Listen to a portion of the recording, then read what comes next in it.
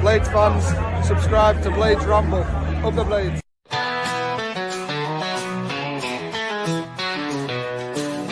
YouTube channel, click and play. Jimmy Ramble's got a lot to say. Previews, transfers every week. Blades Rambles where fans speak.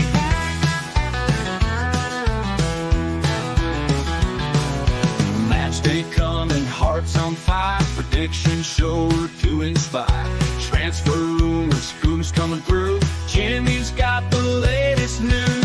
Blades Ramble, come on down. Best show in our little town.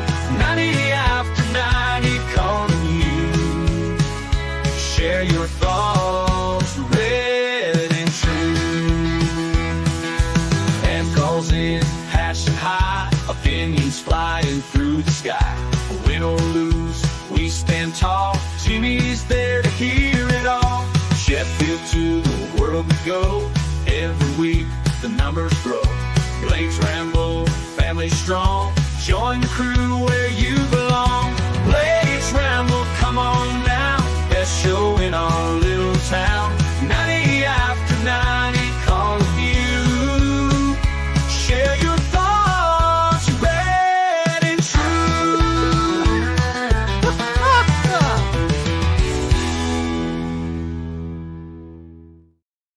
Hey, what is happening, Blades? And welcome back to the Blades Ramble. Don't worry, that's probably the last time you'll see that long intro.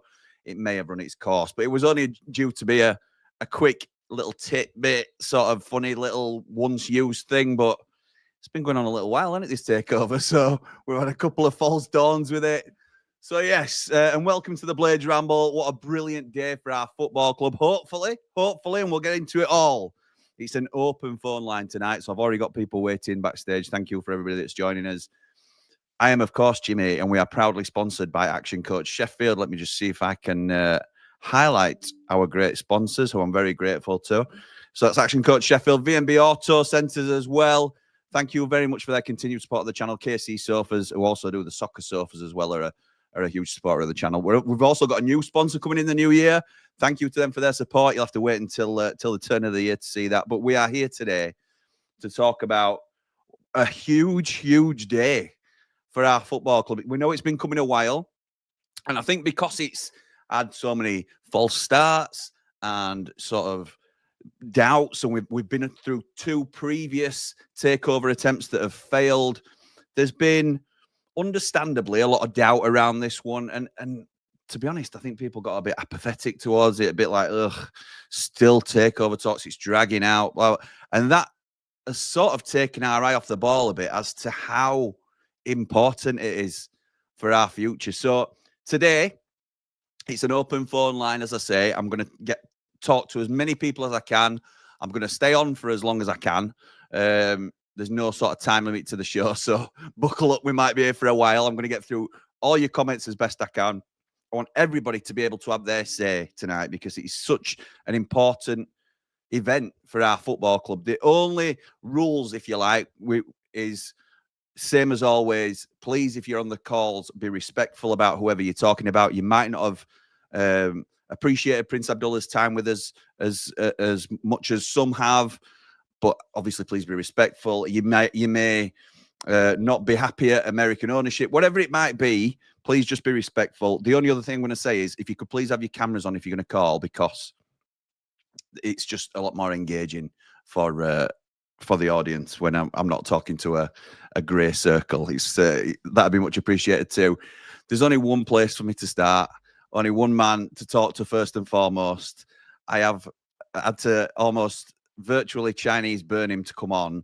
So I want to say good evening and welcome to the one and only channel MVP, Andy the Blade. How's it going, Dad? Hi, Jim. I still can't get over these introductions, see you, mate. I know, Dad, brilliant, honestly. And you're going to have to carry it for a little while because I'm going to be coughing and spluttering, and I'm going to ask all my callers to help me out a little bit if you can. But, Dad, I know that your forte really is more, I mean, this is all opinion-based anyway, but when I want a professional opinion, I come to you on scouting and which players will work well here and who do you think and what do you think to the current setup and stuff like this. So boardroom stuff isn't really our bag usually. But it's No. just a general sort of what you think as a fan of Prince Abdullah's reign and how excited are you going forward? Yeah, you're right, Jim. I didn't really want to come on that much because I don't know that much about it. I mean, you're the man for all this, and I think, you know, you're the one who's been at the forefront of all this, you know, with all the knowledge and all that sort of stuff. So it's your time, really. But Don't know about that. I'm glad you've asked me now. You've now thought about it because I do want to. I want to thank the Prince. Really, I think the Prince. I mean, I know you won't think so to look at me, but I have been a Blade since like the early 60s. Not possible. Not possible for a man in his 40s. Not possible. But my dad used to take me in early 60s. And I've got to say, I think I've been trying to think. The Prince is probably as good an owner as I've known since that time, and it's a long time. So I do want to thank him for all that he's done for the club. I think. I mean, we've had hiccups along the way, like everybody does, like managers do, like anybody in the normal line of work does. So there's not everything I've agreed with. He's made a couple of high-profile signings that I didn't tend to agree with. I wonder who that could be. I wonder who the main one of those would be. Who could that be? Don't wear black boots, today. You don't wear black boots. I've seen the forum that I had to sort of like reply. I saw in the forum that in the group chat. Yeah, I know. I saw you. Should we have him back? What? I've got. Anyway, I controlled myself. I only put a couple of messages in. So, so I mean, obviously, there's not everything that you can agree with, but I think in general, I think he's been a great owner for us. I think the way he's. I mean, obviously, his reason behind leaving as well is a completely valid reason. I think, you know, he would have liked, as far as I know, he would have liked to have stayed, but he just can't afford to take us to that next level, which is very good for all us Blades, really. It's admirable, isn't it? It's admirable. You could have stayed on and got it's looking likely, maybe got a Premier League absolutely budget next year. Yeah. I think his statement and also his daughter's statement that he put out was very classy. I thought it was really, really nice and heartfelt, and it shows what he thinks and what a nice family they are as well, and what they think about the Blades. So, you know, I just want to, you know, thank him for all that, really. On a personal note, I've never met the Prince, unlike some of us in this chat. But I would like to thank him for how he's been with you, because obviously I don't know him personally, but I know, you know, what friendship he's given to you and what help he's given you over the last couple of years. And I think, and obviously I see that through you, and I think it's been brilliant. And I thank him personally, even though I don't know him personally, for that. So, just to clarify, you are my only dad, aren't you? Well, I hope so. Yeah, I think. Yeah, I am. Sometimes the private joke there is Prince Abdullah sometimes jokes that I defend Chris Wilder that much. It's like he's my father. And he's not saying it's unjustified, but he's just like, okay, I get it. So it's quite funny, really. That's right. Yeah. So just one other thing I would say, because I think this is a show for you and for everybody else who wants to have the say in it. So, but I would just say to all the Blades, really, try and just temper your expectations, really, with what's coming. I mean, we've had a great time over the last few years. We've had a couple of horrible times. One was COVID related. The other one was when we were just completely not ready for the Premiership in the last time we were up there, and when it was an embarrassment, and I would never want to go through. I would never want to go through that again. But other than that, we've been a very, very good, you know, Championship side, really. So, and that's absolutely all my life. That's as much as I've hoped for. To be honest, I've never wanted much more than that. That's what I think we are. You've always said that's our natural position, isn't it? You know, I know that new ownership might push us to another level now, but you've always said we are a very strong Championship team. As like if everybody's settled in their natural positions, that's where we are. That's where I would like us to be. And to be honest, I'd be quite happy with that. And that's why sometimes I get a little bit perturbed when I see in our chats and what have you, and people are saying, buy this player, buy that player, spend 40 million on this player, spend 30 million on that player. I'm thinking, I'm not sure we want to be that. I'm not. Well, once the owners have never said that they're going to do that, we can't really expect them to do that. And do we want them to do that? Do we want to be that sort of team? But anyway, I don't know. I just, everybody should get behind these owners until they show us that they don't deserve getting behind. I'm not saying do it blindly, because it's not one of those things. But certainly, I think we should get behind. And don't be sort of like doubting them already and saying, yeah, but what if they don't do this and they're American and just have to see how they go and give them our support, and hopefully they'll take us to promotion this year, and then we'll see what happens.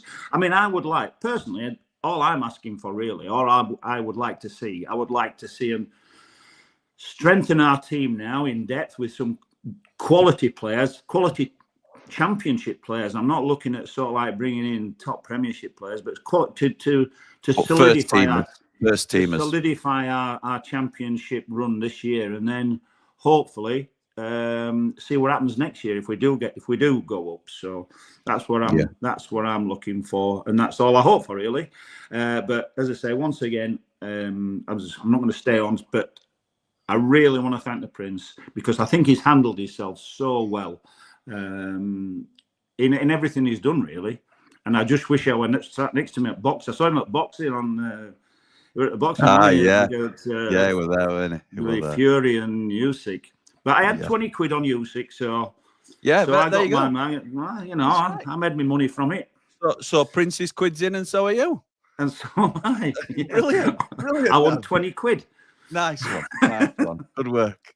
Now, Anyway, I appreciate. I know you weren't bothered about coming on tonight, but I were really keen to hear what you thought, because obviously you're the man I go to for the opinion on United. So thank you for jumping on and starting us off. Well, tonight. I'll be watching the rest of it in the bath. Oh, all right. Thanks. That's an image I didn't need, but thanks very much. Appreciate it. All right, Jim. Have a great night, and it's great news. Hopefully, and as I say, all the best. Cheers, Dad. See you later, Jim. Bye. Hold on. What? Come back. Merry Christmas. Merry Christmas to everyone. Merry Christmas to all the Ramblers. Merry Christmas to all the Blades. Merry Christmas to everybody. Thank you. Oh, that's lovely from Andy the Blade. Thank you, Dad. See you soon. All right. See you later. Bye. We'll get you an intro and an outro sorted, don't you worry. I don't want an intro and outro. I know you don't. See you soon. Oh, no, not this camera now. Don't do the camera now when I'm... It's a nice stream. Everything's going well. We're all happy. Right, okay. So, my dad there, always the voice of reason for me. Obviously, his opinions are his own, and you may agree with some things he says and some things he doesn't. But I'm on board with everything he said there. I think the only thing I'm going to say tonight is I'm going to put my sort of any concerns that I might have about the new ownership, because I have talked about it previously. But there's going to be no negativity on this stream. We're going to be positive. And if you guys want to come on and run away with your own thoughts tonight, if we can't get excited tonight about the future of our football club, then we're doing it wrong, aren't we? So if you want to put in, obviously, we're not going to sign Erling Haaland, but if you want to put in for some ambitious targets in January because you genuinely think and hope that they will spend, then you do that. If you think it's going to be a bit more conservative, that's absolutely fine. Let us know where you want to strengthen, how you see it going. Do you think it'll be quite conservative and sensible until we hopefully get to the Premier League in the summer and then have a rejig? So yeah, it's one of those, isn't it? But I'm happy for anybody. You're not going to be judged here for, being ambitious and wanting us to sign X, Y, and Z. So it's gloves are off. You can pick who you want. You can talk about how you genuinely feel about the future. The other thing my dad briefly talked about, and I'm going to struggle to get through this because I've got a cough, so I do apologize, was the statements that were released. And just in case no one has heard them, I'm going to quickly whiz through both the Prince's statement and Stephen Rosen and Mr. Atuki's statement. So I've got them here. And Prince Abdullah And Youssef, the chairman, starts off by saying, after months of challenging negotiations, we're pleased to announce that earlier today, United World Group completed the sale of Blades Leisure Limited, the parent of Sheffield United Football Club Limited, to COH. I nearly said Callum O'Hare Sports then for a joke, but I'll carry on. COH Sports Limited. We wish the new owners every success in leading United to the Premier League and beyond. We've been involved in the club since 2013 when we were languishing at the bottom of League One. 6 years later, we've assumed full ownership, and that year won promotion to the Premier League for the first time during our tenure. During its maiden season in the Premier League, United placed 9th in the league table. Our second year in the Premier League was beset by COVID and relegation, but by the end of the 22-23 season, we were back in the Premier League and reached the semi-final of the FA Cup for the second time. We're once again atop of the table, 4 points clear of automatic promotion, and poised to achieve promotion to the Premier League. Oh, can you imagine? I know it's a little bit early, but it's so exciting to think in it. While the club has experienced ups and downs on the pitch in recent years, we leave the lane knowing that the club has never been stronger than it is right now. Our investments in the academy and young talent have all come together this season to see us sitting atop the table with an average squad age of 23 years and 9 months and a squad full of international players. Our revenues have increased tenfold, and all of our real estate assets are under the club's umbrella. Less apparent to fans, but vitally important for the future of the club, are the investments we've made in fixed assets. The hotel has been entirely refurbished and brought into compliance with safety codes and is now under Hilton management. After years of trying, we've succeeded in buying Cutler's Corner and Boundary Corner and now own the entire Bramall Lane footprint. Hugely important for our club, that. The club has also purchased a new training ground in the highly desirable Door neighbourhood of Sheffield. The new first-team training ground will accommodate a new first-team building, as well as 4 full pitches, 6 5x5 pitches, and other facilities. This acquisition will enable the academy to qualify for Cat 1 status, another important milestone in the long-term growth of the club. Absolutely brilliant. We depart with mixed feelings. There are many things we won't miss. Owning and managing a football club is much more challenging than you might imagine. We shall, however, miss the wonderful and devoted staff at the Lane who selflessly keep our club running smoothly day in and day out, who create a safe environment for you to enjoy matches. We'll miss the coaches and trainers who have supported us, challenged us, and helped us bring winning teams to the Lane and keep them healthy. We'll also miss the players who have excited us and brought us so many memorable moments. Most of all, however, we'll miss you, the fans. A club is nothing without its fans, and the greatness of our Blades is testament to your loyalty and support. Owners and boards come and go, but you persist, vibrating the Lane with the Greasy Chip Butty song and bringing down the cop with every Blades goal scored. We're filled with gratitude and appreciation that you have allowed us into your house these past few years. Up the Blades, and that is signed by, I won't read the full names because I don't want to get it wrong, but it's His Royal Highness Prince Abdullah, the owner, and Youssef, the chairman. We'll just leave it at that. The incoming owners have also released a statement at the same time. And just for those that aren't aware of what it said, here it is. The wait is over and we're delighted and honoured to be the new owners and custodians of Sheffield United Football Club. Sheffield United is a historic club that represents the passion of the great hard-working city it embodies. It's also one that resonates with our own background, being similar to the great Midwestern US city of Cleveland, where Stephen is from. We're excited to focus on building a team and the wider club day in, day out that is playing in the top flight of English football on a consistent basis. That is where Sheffield United belongs. So that is the aim of this ownership. Should come as no surprise to anybody, but that is the stated aim of the ownership. They want to take us to the Premier League and retain our status in the Premier League. We know that you will all bring the team the most passionate. We know what you all bring to the team, the most passionate support in the country, loyalty, heart and soul. We've been hugely impressed by the support and noise at Bramall Lane, especially during our great win over our city rivals. Great. That's lovely to get in, I must say. That's a little bit of a sweet spot. We wanted to let you all know what we will bring to the team. Now, this is what a lot of people have are interested to hear about. We're committed to the improvement at all levels and continuing to strongly support the competitiveness of the club. We'll be sharing more on this in due course. That will be analysed with a fine-tooth comb because we know what our fan base is like. We're a channel that's here to do that sort of thing as well and sort of analyse what they're saying. New owners will likely promise a lot, and it will usually be what the fans want to hear. The proof is in the delivery, isn't it? That's where it's most important, and that's what they will be judged by, and hopefully, you know, they deliver on whatever it is that they say that they're going to do. We believe in this team. We believe in this club and we believe in Sheffield. We understand the importance of what we've taken on and the important part it plays in the lives of the supporters. I hope so, because that is a key element. We take that role seriously and are committed to serving the best interests of the club. We're very excited to get started and look forward to working closely with Stephen, Chris and all the staff to continue the great run and deliver a fantastic result for the season. In the meantime, we wish you all a happy Christmas and please continue your amazing support through our challenging run of games over the festive period. Up the Blades. Well said by the new ownership. You'd expect nothing less from a professional outfit. There's been some concerns, and we're not going to, as I say, it's a positive stream, this.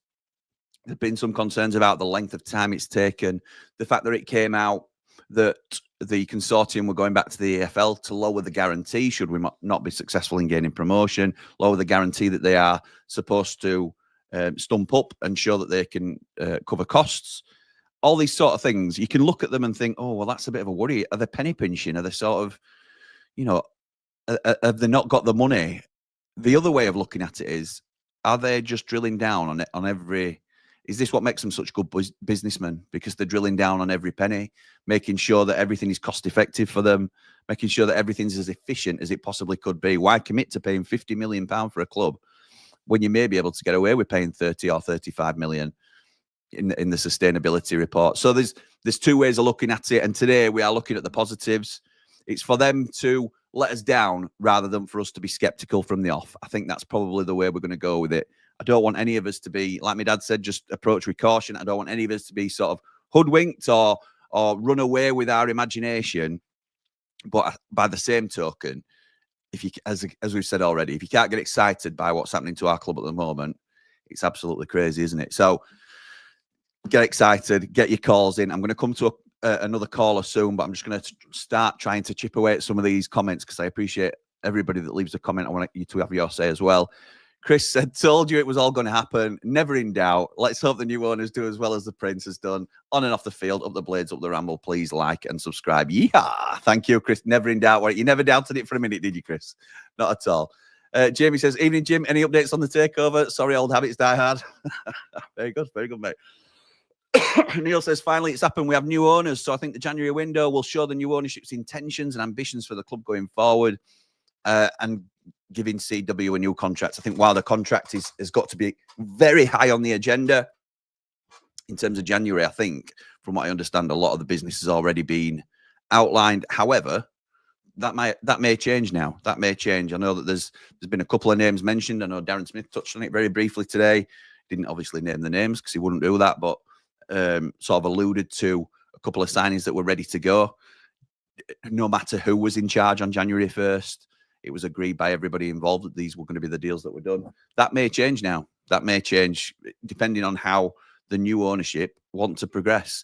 Do they want loans or do they want permanent? So we'll see. We'll see. Very exciting. Cole says, everyone getting carried away with the new owner. Look, they may be needed and they may end up being amazing for us, but let's not forget how good the Prince has been for us in progressing our club. So I just want to say thank you to the Prince and all he has done for the club and hope the future is prosperous for the new ownership. Hope we can have a good January now and bring in much needed support, such as Ben Brereton Diaz and maybe Kyle Walker. A little optimistic. That is a little bit optimistic call, but why not? Why not, mate? Why not dream big? I don't think Kyle Walker will come, but thank you for your kind words. I think that's absolutely justified. Justin says, up them American Blades. On a serious note, though, thank you, Prince Abdullah and his family. And now let's take these new guys at their word and see if we can kick on. Up the Blades, up the rack. Well said, Justin. Well said, mate. Daz says, you have to be grateful to the Prince under pressure of money, kept Illiman and Hamer when it would have been easier to sell. Says a lot about the man.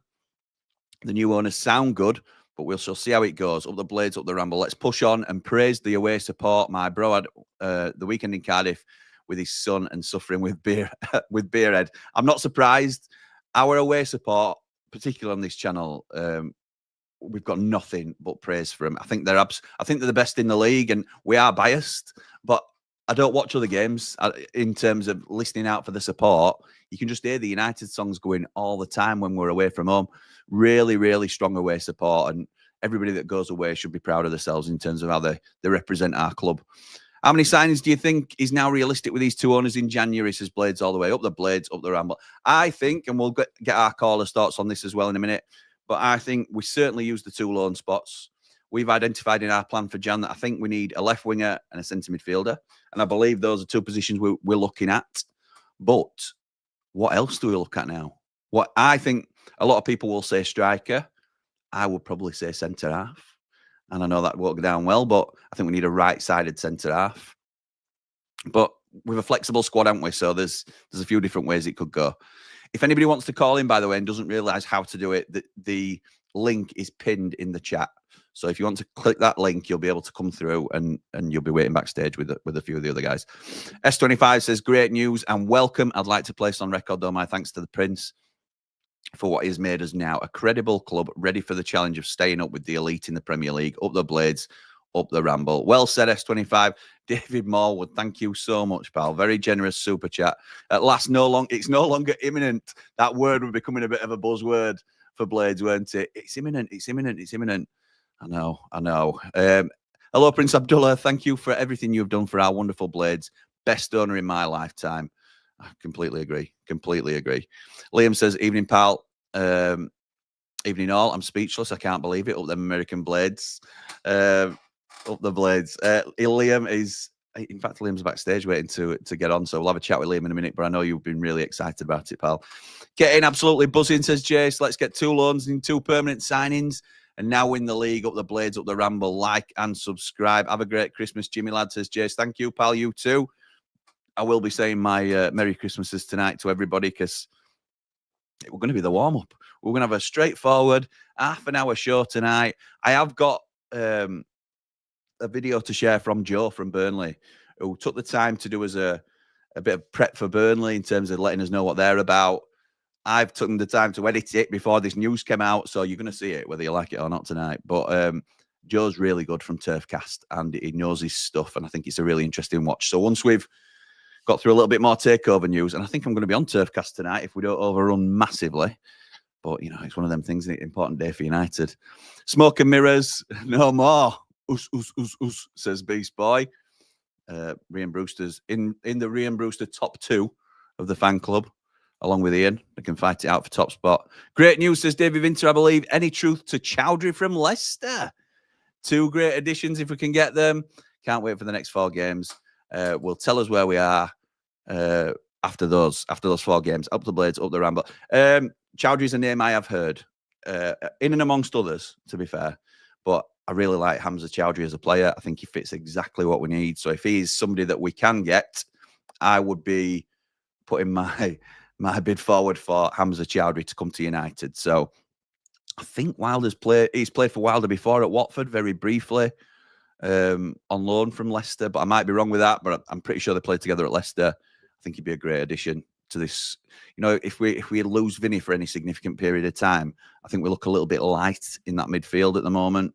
So getting somebody like Hamza Chowdhury, a bit of a destroyer as well, I think it'd be a really smart move, personally. Obviously, Ben Bertrand Diaz has been the other name linked. Louis Barry has now been confirmed as being recalled from Stockport to Aston Villa. He's been ripping it up in League One. Is he somebody we'll go for? The noises you start to hear are we're looking at more experienced players now. So Ben Bertrand Diaz tends to fit that mould, but is he fit? And I don't just mean is he match fit because he hasn't been playing. I mean, he can be quite injury prone, which has been an issue for him, particularly when he was with us as well. So there's loads of ifs and buts, but it's exciting because for me, if you get those 2, Chowdhury, and I like Matt Grimes as well at Swansea. I think he's a really strong player. A lot of people are saying Tommy Doyle from Wolves. The options here now, nothing's off the table, is it? They are realistic. All those players are realistic targets for Sheffield United. And that's really exciting. Stevie Holmes, hope you're well, pal. Just hope our long-term future is secure. A few additions to boost promotion. Bertrand Diaz, Tommy Doyle, or Hamza Chowdhury. To be fair to Steve, before Chowdhury were mentioned widely, Steve put in our group chat, because he's a platinum Rambler, he put in a good few days ago, I'd really like Hamza Chowdhury. So that was before his name even started circulating in local press. So he spotted that one as well. Well done, Steve. A striker with pace to get in behind and to give more strength to our strikers as they are injury prone. Yeah, I think that's the only thing that maybe opens it up as a possibility that we go for a striker. I still don't think we will. And I certainly didn't think we would under Prince Abdullah because it was quite well known that we weren't really looking to spend. We would have done if we'd have needed to. You know, if we'd have got a big injury and we needed to bring somebody in, we'd have spent money. But it depends how flexible they're going to be with their purse strings, I suppose, because we have got two very good strikers. Ryan Brewster, who you could say is fair to good. You know, it's a range into of what people think about Ryan, and Ryan Oney is just very raw. So there is a little bit of depth there, but the fact that they're injury prone, like Steve says, does open the door, because they've all spent time on the treatment table already this season, haven't they? Apart from Ryan Oney, I think. In fact, he might have even had a week or two out. Ian says, "Evening, Jimmy. Just want to give my thanks to Prince Abdullah for everything he has done. A true member of the Blades family. Good luck and good health, Prince Abdullah. Once a Blade, always a Blade." Well said, pal. I'm going to read a couple more comments and then I'm going to our first caller. Hi, Jimmy. Have you traded your Nigerian flag for a USA one? It's in the post, but no, I haven't. So Alex, fair play to you, pal. That is a long time view of that, unless you've just seen a clip of it somewhere. So when Dozy Mabuzu was coming in and it were rumoured that he had loads of money as well, I got a bit overexcited, bought myself a Nigerian flag and started dancing around my kitchen with it. And when you're on the internet, those things don't go away, do they? So, you know, it's one of the... It's a cross I have to bear, I suppose. Up the Blades, up the Ramble, he says. Dad says, absolutely buzzing, Jimmy. I think Prince Abdullah has done us and also himself proud. He's left us in a perfect position and we couldn't have asked for more from him. He's passing the baton at the right time. Look forward to what comes next. Up the Ramble, up the Blades. Like and subscribe. Thank you, Daz. Yeah, it's exciting, isn't it, pal? Sonny says, evening, Jimmy, and Merry Christmas to you. Merry Christmas to you too, Sonny. Thank you, pal. Thanks for joining us tonight. Darren Smith says, I suspect fans of the channel don't know how much of a two-way communication you and Prince Abdullah have had over recent years. Unique between an owner and a fan channel. The views of your subscribers have been heard. Absolutely right. Thank you, Darren. I suppose it's a nice way to sort of stop reading the comments for now, but because it's a true statement that it's this channel has given me so many opportunities and ones that I never expected. And getting a relationship, not only with the club, but with the owner of the club, gaining his trust and being a genuine two-way communication in terms of what's happening at the club and him trusting me with certain bits of information, what he's happy for me to talk about or what he's happy to share with me has been a true privilege. He didn't have to give me the time of day. He went on the Sheffield United Way, which is an established fan channel. And that's, it's not a huge surprise that he'd go on a channel with nearly 20,000 subscribers because he's been going for a long, long time. He came on my channel on Blades Ramble when we had hardly anybody. And that was because he watches the channel. And good evening to Prince Abdullah. I'm sure you're watching this evening, but he's a fan of the channel. He's said some very nice things about me, and I've got a lot of things I want to say about Prince Abdullah. Now won't be the time because we're going to talk about the takeover and things like that, and it's everybody else's time to sort of say thank you, really. But there will be things that come in the coming weeks and months that will show you as well just how much Prince Abdullah has done for me personally and this channel, and I cannot thank him enough.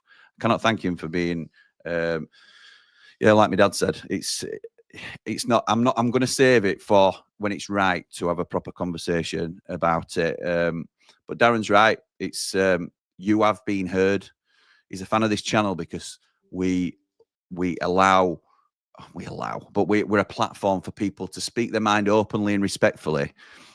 I want people to come be able to watch it with their kids, but I also want, people to watch it and not be offended by what people are saying because they're saying it in a constructive way. So thank you to everybody that contributes, and things like even as daft as player suggestions and things like that, but also, it just lets some people that you might not think of what you watch. Be Prince Abdullah, by the way. There'll be players that watch, there'll be staff that watch, all sorts of stuff. And that's because you guys are contributing to it and forming a general opinion of how the fan base feels about stuff. So thank you for that.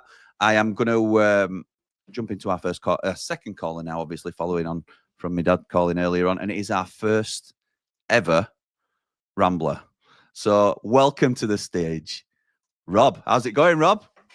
Going great. Thanks, Jimmy. How are you doing? I'm doing great, thank you. I'm doing great this evening. What's your thoughts on this big day for the club? Oh yeah, on one level I'm really excited, on another level a little bit nervous, but I think one thing that really helps is the statement that the new owners put out. It just Yes. struck me that's a statement that could have been written by Prince Abdullah. So Yeah. the same sort of approach seems to be there. So that to me is very, very hopeful. I think, for the January window, as you've already said, we're not looking for anything extreme. We just need to get some quality players in to fill the gaps, to try and maintain the momentum we've got. And if they can do that, that would be great. And I think it's, the Prince has set things up. So there's opportunities for developing the academy, developing the women's team, developing facilities. A lot of things have been put in place. So it could be a real exciting ride if they are willing to commit to that. So I don't know. I think it's wonderful time, and I appreciate how they've expressed themselves. And I certainly have a lot of respect for the Prince. And like everybody else, I don't know him. I only know him through his public face, but he speaks well. He respects the fans. And the fact that he would interact with some of the folks on the YouTube channels, again, says a lot about him as a person, as well as the owner, who then has to take the flak for making the decisions, right? And Yeah, when anybody absolutely makes right. a decision, there's always somebody who's That's going right. to take a shot at it, right? But Oh, he's done absolutely. it, and he's done us proud. So I'm excited, and the fact that how smoothly the end point of this transition has gone, I am hopeful. So we shall see. But We shall. at this time, I'm in a definite positive mood. Yes, absolutely. It's weird because I'm sort of, I feel quite vulnerable, like I'm allowing myself to be vulnerable, and I want the new owners, please don't break our hearts by allowing us to dream a little bit, because Right. it's so exciting for the club. It's something that we've never really been able to bridge that gap and become a Premier League force. And I'm not expecting us to be a top 6 side within 5 years or anything like that, but just to be established in the Premier League, like a Brentford or a Fulham or somebody of that ilk, where we're competitive and we're trying to get better every year. It's something that's so it's something we're not used to. Yeah. There's a part of me like you, Rob, that's a little bit not worried, but I suppose a little bit sad, really, because I've thoroughly enjoyed Prince Abdullah's time with us, but I also, there's a little bit of romanticism about how Sheffield United are run. In terms, I don't necessarily mean how we run, but how we operate. In terms of, we at the moment it feels like hopefully we're going to prove to be slightly too good for the Championship, but we're never quite good enough for the Premier League, and that's always a real sort of seesaw of a ride, and it's a roller coaster. And being a Sheffield United fan is never easy, but it's never boring being a Blade. That's the tagline, isn't it? So there's a little bit of I don't know if I want to be Crystal Palace, but obviously that's what we've got to achieve, strive to achieve, if we're going to get to that next level, and then obviously build from there. So surely the priority has to be nailing down Chris Wilder from here. Oh yes. Yeah. That's got to be on the agenda. Yeah, no, I'm a Chrissy Wilder fan.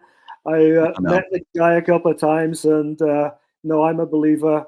He knows what he's doing. He knows this club, and I mean the job he's done this summer of rebuilding this club is phenomenal. So this, I think, if we are promoted, the base we will have, I think, will be sufficient. If we can then add the 2 or 3 more players as we go into the Premier League, enough to be survivors rather than coming back down again. Have you got an idea of who you'd like to bring in this January then, Rob? I'm not tied to any particular player. I mean, you've mentioned a whole range of quality players. I think that's what we need. We don't need the $50 million player. We need somebody who's good, solid players. Right now, for the January window, we make sure they're good, solid Championship players, so that could be the loans. If we make it to the Premiership, then you're looking for that again. somebody with experience and not too many gambles on too many Brewsters, and somebody is a little bit more solid so that we can make that step. So I'm very hopeful, and certainly the new owners have said the right things, and so Wilder has given us that chance, so it is doable if we manage the next two steps correctly. So that's the hope, that's the dream, and after last year, I want to dream. Absolutely. Absolutely. Just not another season like that. I mean, obviously, we've got to get there first, haven't we? And it is the thing that I think is lost on some blades this year at the moment is enjoying the ride, because a lot of times the journey is so much better than the destination, and we should know that by now. Yeah. But let's just enjoy this season as best we can, and then let's worry about next year and how we strengthen and who we bring in and things like that, I suppose. But yeah, it's great. It's great. And thank you for coming on, Rob. I really appreciate it. And for your continued support, pal. Much appreciated. Will do. And before I go, just want to wish you and your family all the best for Christmas. Great new year and continued success with this channel.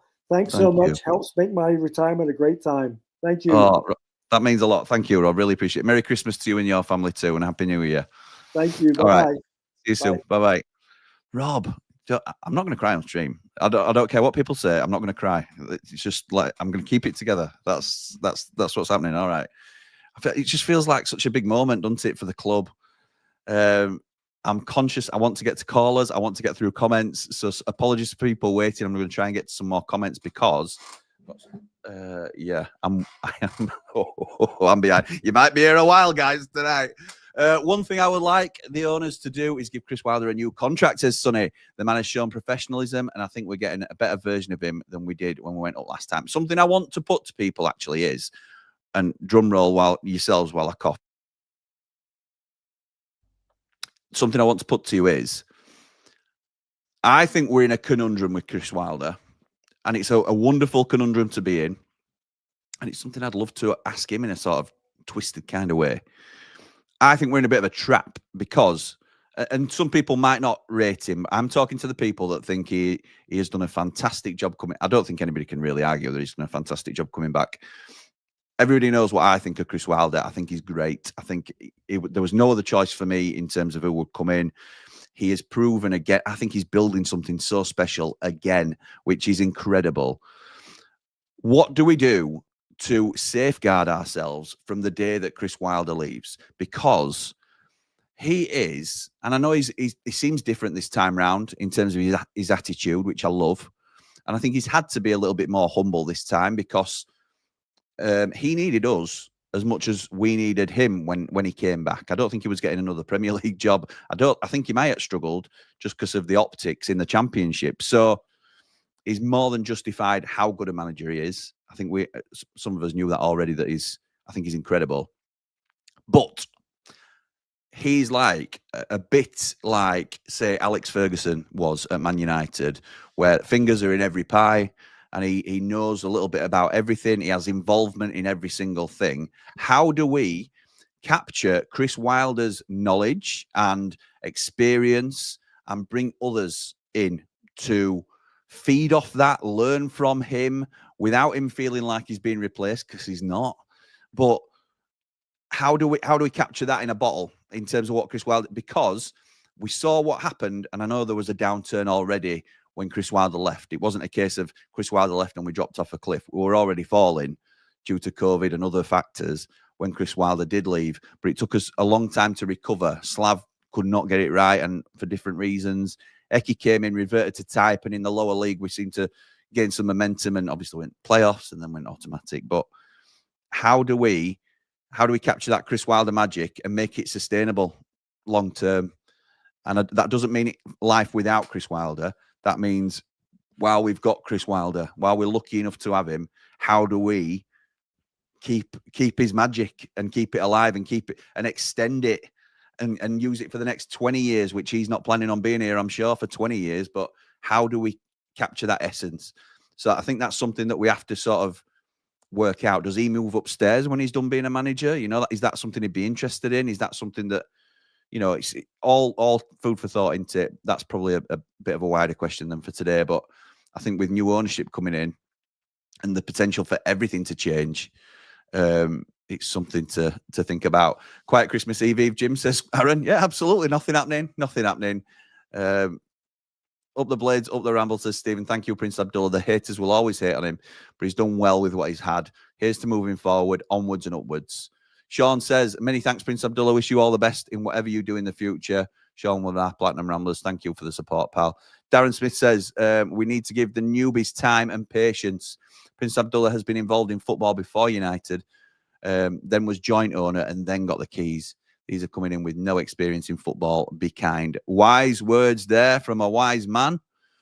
Yeah, well said, Darren. I think it's new territory for them, isn't it? And they will make mistakes. There's no doubt about it. Let's obviously the deeper their pockets, the more room for mistakes there are, I suppose. But you know, I mean, Prince Abdullah, one thing that he may look back on is the Ryan Brewster transfer, for example, and that set us back massively in terms of not working. It could have worked. It could have been a Liam Delap, but it didn't. And we all love Ryan Brewster, but 24 million quid, it's a lot of money. So in terms of if these new owners have got the money to splurge and it goes wrong, then that's fine. But I think it'll be a more considered approach than that, to be honest. Bryce says, good evening, Jimmy and Prince Abdullah. I hope the new owners invest wisely and intelligently and help Chris Wilder get his #1 targets in. Thank you, Prince Abdullah, for all you have done for our club. Up the Blades, up the Ramble, like and subscribe. Aaron says, do we have targets ready to go for January? Are they the same targets we would have had under Prince Abdullah? Yes, Aaron, I'm aware that there's targets ready, lined up and ready to go. And that, from what I am aware of, was under either circumstance. However, the new owners now have the keys, don't they? So if they want to switch it up last minute at the 11th hour and say, well, we're going to go for a loan for him, but instead this has come up and we're willing to pay 5 million for a permanent for this guy, that may change. Chris Wilder may be given more money. They may sit him down and say, well, what do you need to guarantee as promotion? And he says a name and we go get him. We don't know, do we? We don't know. We just don't know. Scott says, howdy, Jimmyus. Evening. It's finally done. Excitement and some nerves too, but ready to see what the new boys bring. Thank you, Prince Abdullah, for all he's done. So who's your money on for the first new signing? Up the Blades, up the Ramble. I think the name that's been widely touted is Ben Burton Diaz. That's no breaking news from the Ramble, is it? But I think I've said on here before, I think he completes this 11. I think our 11 is up there with the best in the league. And I don't really think there's anybody.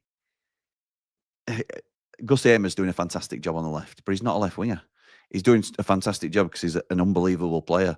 I think we can get more out of him inside. I think it'd be harsh on Callum O'Hare to drop him at the moment. But do you drop Gus into the 8 alongside Tom Davis or Sidney Peck at the moment? If Vinny's out, who knows? Who knows? There's options there, isn't there? But Ben Burton Diaz coming in a much more natural left forward, I think is a great shout.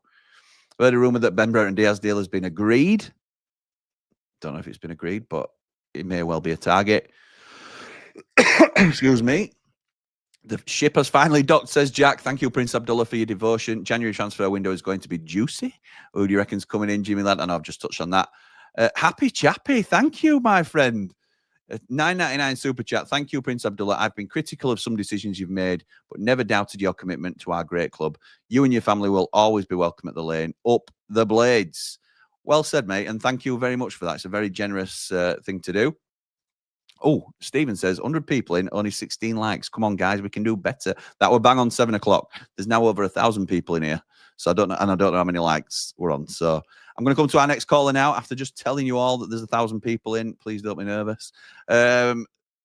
Bill and Jamie waiting backstage. I need cameras on, boys. I need cameras on. Can't be talking to Grace. He's here. Right, because he's been so quick to change it up. Welcome. We've not heard from him for ages. But always a good call to have. Always a good lad to speak. So it's Billy. Hey! Oh, say does the star-spangled banner yet wave for the land of the free. And Well, the home of the brave. yeah! Woo, woo, woo! Yes. Nice. Love it, mate. Love it. Come So on. you're not looking forward to this then? You're not excited? No, I'm actually devastated, to be fair. Them damn Yanks. You take it. No, it's a new era, innit? It's exciting. It's like a few others have said, and in the comments and callers on that, it's got to be a bit trepidatious with it. I think. Yeah. Got to be a little bit cautious, but cautiously Just optimistic. duck down a touch, mate. Just so I'm not talking to your nostrils. Good, nice one. Thank you. Yeah. Love that. Yeah, cautiously optimistic, I think, is the key word. Yes, mate. Yeah, absolutely. I think that's fair. So if we're leaning tonight on the optimistic side, where can we go? Where can we go as a club? I don't mean what's our limit, because obviously there's a long-term plan in there. But January. What can we hope for if we're being optimistic about January? Because before it were 2 loans, weren't it? Yeah. What do you think? Maybe 2 loans and a permanent? I think it'll probably be 2 loans and a permanent, and maybe one of those deals where it becomes available at the 11th hour kind of thing. Yeah. Juicy on the table that they think is too good to turn down kind of thing. Maybe something like that as well. I don't think Chris will want too much, to be fair. No, I don't think he does. I don't actually think this team needs loads. It's quality over quantity, innit? Yeah, it's quality definitely. we need. Yeah, definitely. I agree with that. So where do we need to strengthen them, Bill? Well, number one for me has definitely got to be a left winger. I agree. I actually think the move is get a good left winger, whether it's Burton Diaz or whoever. Move Gus inside central, and I actually think stick Callum out on the other side instead of Raksaki. Yeah, I actually think that might be the move, because I think the link up between Carl and Gus is so good that it is. I don't know that you actually want to take that out of the squad, out of the first 11. To be fair, I think you lose a lot of, as we've seen, as we know, there's still loads of relationships developing on the pitch all the time. You've got a built-in understanding there between them two. I think that's valuable. I hope that they can try and find a way of keeping that in the team. And Raksaki's not really pulling up any trees at the moment, so. Positive stream, Bill. Positive stream. Yeah, sure. But maybe what I mean by that is maybe he needs a little bit of time out and then coming back in. Do you know what I mean? Yeah, that's fair. Because he's a young player as well. Let's not forget that. He's come with big expectations. He's come with a lot of money on the deal. He'll be aware of all that side of things. And he's a young lad. I think same. I think Peck and Sariki, if they have a dodgy game or two, people are like, oh, well, they're only young lads. We forget, because Raksaki were a big signing for us. Yeah, he's only exactly. 21, 22 himself, isn't he? So it's not. Yeah, exactly. He's not played at this level before. It's a lot to ask of him to be consistent throughout the season, even though we've seen his talent. So it's I understand that. So I think that's actually maybe the move. I think beyond left winger, I think I like the idea of we were talking earlier about Tyler Morton as a name that's been mentioned. I like the idea of that, but I'm not actually sure about a loan to buy, because then you think, well, Blaster's coming back, and you've got Siddy Peck, and do you want to introduce another youngster in there? I don't get it. I'll be honest. I don't get the Tyler Morton links. I'm not saying he's a bad player, but exactly the reasons you said. Because you're blocking Siddy Peck. Tom Davies has come back and looked good. Yeah. Wilder's talked about wanting an experience coming into this side. Yeah, that's not maybe it's one of those things where, he has had 2 good seasons in the Championship, to be fair. Yes. So I'm not saying it's a bad signing. I'm just saying in terms of the profile of play we've already got and what we're looking for, I think they're different. Yeah, no, I agree with that. That's why I say I think as a loan, it makes a bit of sense. I think loan to buy, I don't get it quite as much. unless they think they're going to lose Blaster, which is maybe a possibility. I don't know. It's always a possibility, isn't it? I mean, I think we're safe now for this season, aren't we? Being injured. Yeah, I think we're safe for this season, and I think it's one of those ones where I think there'll be rumours in the summer just because of what he's done. But who's going to spend like the money that we'd want on him off the games that he's had? Like, he's not even had a full season at Championship level yet, so I don't think people. There'll be rumours, but I don't think we'll lose him. Touch wood, anyway. Yeah, no, we won't. I'm sure we won't. I'll be surprised. And then maybe a striker. I don't know. I'm a bit torn on the striker one. I think the problem is that they're all off hobbled, aren't they? So they're all, not. I don't know that they can give you a full season. So that's the thing. It's the fitness of the strikers, isn't it? And and the problem is like availability. Well, it's like if you bring someone in, then One's not going to get on the bench. So then do you send him out on loan, maybe? Oh, you've got to do. You can't just have him festering in under 21s, can you? Yeah. It's not going to help his development at all. Yeah. So I don't know on that one. I don't know. I guess it all depends on what the situation with Campbell is, because we've not heard anything more recent, really, have we? So no, we haven't. And I'm only speculating on it because but I've been skeptical on this back issue. Me personally, I think Wilder's, just playing chess really like he does. And I hope I'm wrong. I hope he's certainly at least on the bench on Boxing Day, but I can't see it personally. So we'll such see. a shame as well, because he just found that form again, didn't he? He looked every bit the player that he was a few seasons ago. I think he's been great for us. Absolutely great for us. So nice one, mate. Anything else you want to cover while we're on? No, just I think, like everyone else has said, I think you've got to give massive props to what PA's achieved, and I hope he's proud of what he's achieved. And I hope he doesn't. I hope he, because in the statements, didn't they? Him and his daughter mentioned about sort of the downsides of which I'm sure are massive. But I hope that doesn't weigh too heavily on him, and because he has achieved a lot with this club, and he deserves to be proud of that. So yeah, I know he was torn really, because it's he has grown to truly love the club, and he'll always support the club. But I can't imagine the stress that obviously we're all fans, and we let it dictate our mood. It can ruin our mental health and stuff like that in terms of our. But can you imagine if we had all our family's investment in whether United did well or not as well? You'd be like, how do you sleep at night? How do you sleep knowing that? Well, if it's going well, but if we don't get promoted, then that might be it. We might have to sell house, or we might have to. I'm not saying Prince Abdullah are in that state, but it's a case of I've no idea how stressful that must be. So I'm pleased for him personally. Yeah, definitely. And maybe that's the thing as well. Now, at least he can enjoy it as a fan. So yes, absolutely he'll probably get more enjoyment out of it maybe now, because he can watch it slightly less stress-free. Yeah, that's true. Very true. Billy, where have you been, mate? Where have you been? Why haven't you been calling? Because we've been winning, haven't we? So I've not had anything to complain about. It's not just praise or grumble, you can come on and say what you want. So anyway, you're always welcome, mate. You're always welcome. So thank you for calling in tonight. Up them American Blades, and I will speak to you soon. Them Yankee Wizards, pal. Them Yankee Wizards. Love it. Love it. Nice one, pal. Later, Merry Christmas, mate. See you soon. Merry Christmas. See you soon, mate. Bye. Right, I'm jumping straight into my next one. Straight in. Now then, how's it? Oh, quick, Dad, quick, come back. Hey, up, Rick, how's it going?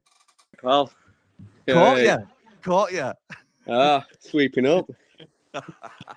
How's it going, mate? How are we feeling? How are we both feeling about this American takeover? I'm happy, but still skeptical a bit. Come on, then. I'll let you get a little bit of skepticism in, and then we're going to talk positive about it. Go on. Wait, it's like that. I could say I'm a billionaire. Don't mean I am. Do you know what I mean? Very true. Very true. It's more what they're willing to commit to it, isn't it? They can obviously afford to buy us. It's more a case of how much they're willing to put in. But if you're committing an amount of money to try and buy a football club, we know that it's a huge loss to be in the Championship to any football club owner. They have to be in the Prem. We have to be in the Prem for them to make any money out of it. So even if it's just minimum get us to Prem and keep us there, it's got to be an improvement on what we've been getting on it, surely. Oh yeah, definitely. But I don't know. It's just you just got to look what Prince Abdullah's done, right? 2013. Look at the position we're in to where we are now. He's built a well-structured business. Everything's set in stone. He's showed you how to make money. Youth. Do you know what I mean? Look at Abdullah Fruit Academy, 15 million. It's been shown what to do. I don't need convincing, mate. You know that, don't you? I completely agree with you. Completely agree. I think he's been fantastic for the club. It's how much they're wanting to put in it. Do you know what I mean? Say we don't go up this season. Is that ambition gone? Do you know what I mean? Have they bought the club on the pretext like we're automatically going up already, or what? Yeah. Do they hold on to star players to have another go again and sort of take that loss on chin, or do they sell somebody and try and get a couple more Mike Coopers in for £2 million, which you're not going to find because they're like rocking horse poo, aren't they? So it's hard to find. So let's say, understandably skeptical, but who would you, if we have got a chance of bringing some players in, who are you pipping for, Rick? Because I know you're a fan of a similar player to me, aren't you? Yeah, well, I've got the 3 signings I want this window. It's Ricky J. Jones. He offers something different to what we've got now. He does. Yeah, he's a speed merchant, isn't he? Exactly. But right, think about it. You play the same squad we're playing now, but you've put him on 25 minutes, 30 minutes left. He's going to tear defences apart. Yeah. He's certainly got the ability to do that. Whether it's consistently or not, he's but he's a young lad. He's a young lad, and out of contract to end of the season. Exactly. Should change its game. Next one's Matt Grimes, and then I would go for Cashin. Love Cashin as well. Exactly. Matt Grimes at one I knew you were going to mention because you've been on about him for a long time, haven't you? But and he's Swansea's captain for those that aren't aware. Central midfielder, very technical player. Swansea's captain, as I say. So he's a really good player. And I think we could probably get him permanent. Yeah, I don't think it costs a lot. Another leader. Another leader. Absolutely right. Captain. I think it's a smart bit of business that Cashin, I think, will cost a bit of money because he's just signed a new contract, hasn't he? But and whether he could step up, I'm not sure. But I think he's young enough too. Yeah, and Suter's not our player. Anel's in the last 18 months of his contract, so we've got to think about these things. Robinson's in the last 6 months. I think we've got option to extend by a year, but you've got to plan for these things, haven't you? And that's what we started doing as a club. And that new owner's going to sort of still have half an eye on those long-term deals because we've been bitten by it before, haven't we? With Illiman and stuff like that. So that's fair, mate. Do you know what though? Prince haven't really messed up. Like people can slate him about Sander going and Illiman and going and all that lot, but that was just due to contracts, right? Could you imagine if Illiman and Sander had signed a new contract? Would we be classed as ready then when we bring in Vinny Not at all. And Not Illiman? At all. You do not think? Well, we wouldn't have, I don't think we'd have brought in Vinny Souza because I think the money would have gone on contracts for Illiman and Sander. All right, so go on. Let's say if we did have money, right, and we did bring in Vinny Souza and we did bring in Armour and kept Tilly and kept Sander, do you reckon we'd have had a chance?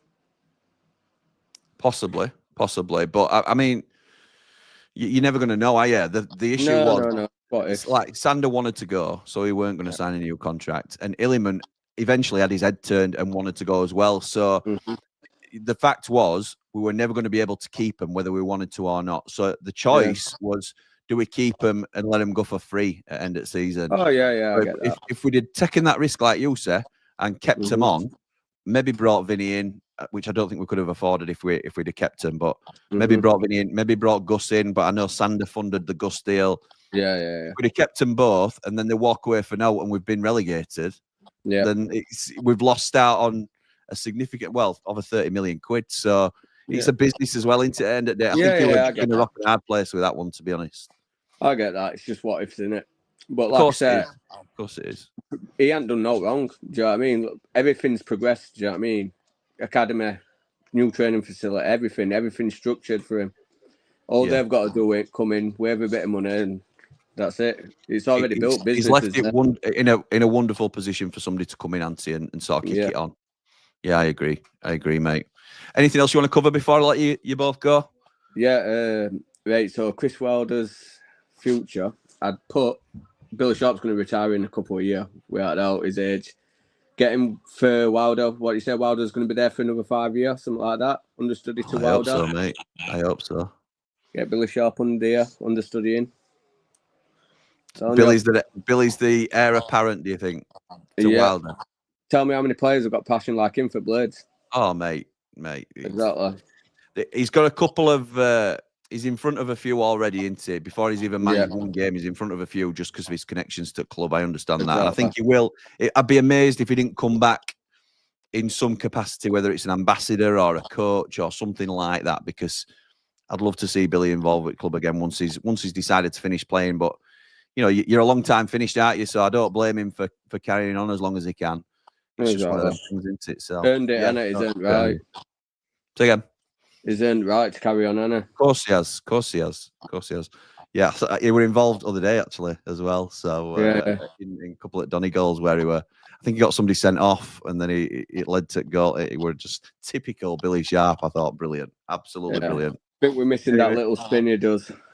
Oh no, sticking his bum out to get a foul and all this sort of stuff. And just give us a breather. Yeah, I'm the same. Can't buy that sort of experience, can you? So no, you can't. Right, mate. Thank you very much for calling. Cheers, I hope Paul. you both have a brilliant Christmas. You too, mate. Have a good one on the other side. All right. Cheers, lads. See you in a bit. Ta-da. Nice one. Thank you to Ricky and his boy for calling in again. Very much appreciated. Let's have a look. Also, would like everyone to ease that. So we're gone 8 o'clock. This is a 7 o'clock comment. So I do apologise. I'm miles behind again. I'm supposed to be on Turfcast at 9 o'clock. So I may have to do a hard out somewhere. I'd like everyone to ease their expectations for January. Let's not expect them to blow mountains of cash. We need to be smart with how we spend and who we bring in, says Happy Chappy. Yeah, that's true. Congrats on getting it done, Prince Abdullah, says Ryan. How much do you think we'll need to spend if we do go up, says Chris, just to keep us in the Prem? 50 mil, 80 million more? I think there's a lot to do. I think there's a lot to do for us to become established in the Premier League. It's not. I couldn't put a figure on it at the minute because I don't know what we're going to do in January. So once I know what the squad's like in January and how we're looking coming into the summer, we'd have a better idea. But we've got to get there first, Chris. I don't like skipping forward a couple of chapters, and I know what you're saying. It's looking very good for us at the minute. But woosah, that intro against us. But I know, mate. 2 loans, 1 permanent, says the Saint.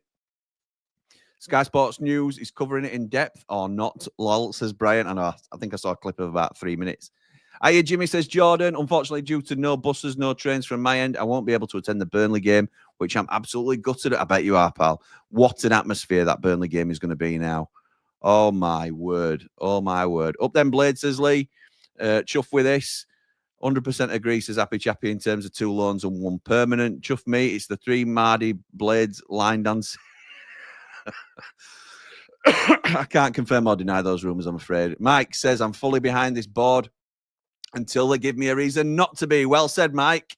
Thank you to the best owner, the Prince, in my lifetime. David says, priority number 1 for the new owners is to sort Chris Wilder's contract out, up the blades, up the Ramble. Absolutely right. Thank you, Prince Abdullah, says Rai. Got a reply off him on Instagram. Made my day. Buzzing, up the blades. Well said, pal. Well done, mate. Nothing wrong with the intro. Play it as much as you like, says glad it's finally sorted, Jimmy, says Andy. Nige says, hey up, Jimmy. Hope you well, pal. Just a huge thanks for Prince Abdullah being a fantastic owner. Been a fantastic owner. Much respect to him and good luck on his next journey. Up the blades, up the Ramble. Like and subscribe. Danny says, evening, Jimmy. Evening, Blades. Well, the Americans are here at last. Just want to say thank you to His Royal Highness. It's been a roller coaster ride, highs and lows, but we're so grateful for everything you've done. Danny says, just hope the new owners aren't paupers like the Prince and can actually spend some decent money on fees and wages and not sell the family silver. They've got a lot to prove until I can trust them. Up the blades, up the ramp. So people approaching with caution and not willing to trust. I personally will be trusting them until they sort of let us down, really. I think you've got to do. I think you've got to go in hopeful and in the right mindset, personally. You know, it's just the way I'd like to approach it. Paul says, evening, Jimmy. Do you think Prince Abdullah did his own research into the new... Oh, I hope my camera moving again. Brilliant. Did his own research into the new owners, make sure they're on the right people. No, I don't necessarily know whether he did or not, to be honest, Paul. it's not for the Prince to do. He'd like to have an understanding of what they're about. And the problem is, at face value or surface level, everybody's going to present pretty well, aren't they? So it's not a case of whether he likes them as people or not, or believes that they've got good intentions. I know that he certainly hopes that they've definitely got good intentions, but it's more for the EFL to know whether they're able to substantiate us as a club and keep us going. So I don't think Prince Abdullah will do that digging. It's not part of the process, really. Thank you, Prince Abdullah, says the Saint and family. It's been a hell of a ride. Nathan says, what a day for United. New owners, top of the league at Christmas, 4 brand new players in January. We're in the league with 100 points. Sounds easy, doesn't it, Nath? Just easy, that, mate. Easy. All the blades up the Ramble, up behind the Ramble. Like and subscribe, says Dan. What the hell are we going to talk about? Now it's done, says Andy. Anthony, we've loads to talk about, pal. Don't you worry. Some of the stuff that is coming on this channel in New Year, thank you, Prince Abdullah, is absolutely unreal. Up the Yankee Blades, says Bry. Cheers, Prince, for what you've done. Some bad, but mostly good. Good luck in the future. Hopefully, what Darren said on Twitter, the wheels are in motion for our transfers in January. Up the Blades, like and subscribe. That's absolutely right. The wheels are in motion. Hey up, Jimmy, says Craig. Up the Blades, Prince fully gone. Up the Blades. Thanks, Prince Abdullah, says Dublin Blade. You didn't get everything right, but 2 FA Cup semi-finals, a playoff loss, 1 title with 100 points, 2 promotions, highest finish in the Premier League, best chairman in my 50-plus years. Well said, mate. Absolutely well said. Does this change your plan for Jan? I bet the Leeds boys are panicking now. It may well change my plan for Jan. The next part of our plan for Jan, the 3 Mardy Blades are going to get together at some point when we can, and each pitch a player for the positions that we've highlighted. So, spoiler alert, in the first plan for Jan, we highlighted the left wing and centre midfield. So we're all going to give you a centre midfielder and a left winger each, and then with one other position or one other player that we can pitch to you. So you're going to let us know which ones we're going for and why that person's made the right pitch, if that makes sense. It should make sense in theory. Over the moon, says John. For the takeover, exciting times, but let's not forget that the Prince has been a great owner. Who's the big dogs in Sheffield now? Up the Blades, up the Ramble, like and subscribe. Happy Chappy says, what are you talking about, Danny? Danny boy, Prince Abdullah may have got some things wrong, but I'd argue he got more right than he got wrong. Andy needs a theme tune, says Liam. That's how far back we are, by the way, to everybody. Apologies to those still waiting backstage. Jake says, I said back in August this would go through. So many doubted it and are still doubting its success. But I really think this could be a really good change. We need to be optimistic and support them. I agree. Danny says, evening, Jimmy. If you have communication with Prince Abdullah, send him all the Blades' best wishes. He'll be watching, Danny. Maybe not live, but he'll certainly see this. Best wishes. A massive thank you for what he has done for our club. Up the Blades, up the Ramble, like and subscribe. A great day and exciting times to be a Blade. Would just like to thank Prince Abdullah for his time at the club and give a warm welcome to COH Sports to beautiful downtown Bramall Lane, says Mark. Well said, mate. And Craig seconds what my dad said 3 callers ago. Thanks to the Prince. And I thought Jimmy was the dad and Andy was the son, says Pixie. Pixie, that's it. Time out. No more from you. Not to we on your parade, says Liam, but this can go either way. This is Liam, a Leeds fan who comes in peace. They can either be the best owners ever or shysters wanting to make a quick buck. Your January window will show their true colours. Yeehaw, y'all. Yeah, we'll see. Great news, Jimmy says. Spotlight actor Wayne. Hopefully some permanent signings this window. Get Brereton Diaz back on a permanent. Don't know about that. Louis Barry and Tyler Morton on loan. Jake says, Prince Abdullah, don't get the respect he deserves from the real depths of League One to 9th in the Prem. Challenging for Europe. He's had a few bad seasons, but a lack of finances isn't something we should get on his back for. He's been great. Sad to see him leave, but we need something new to take us to that next level.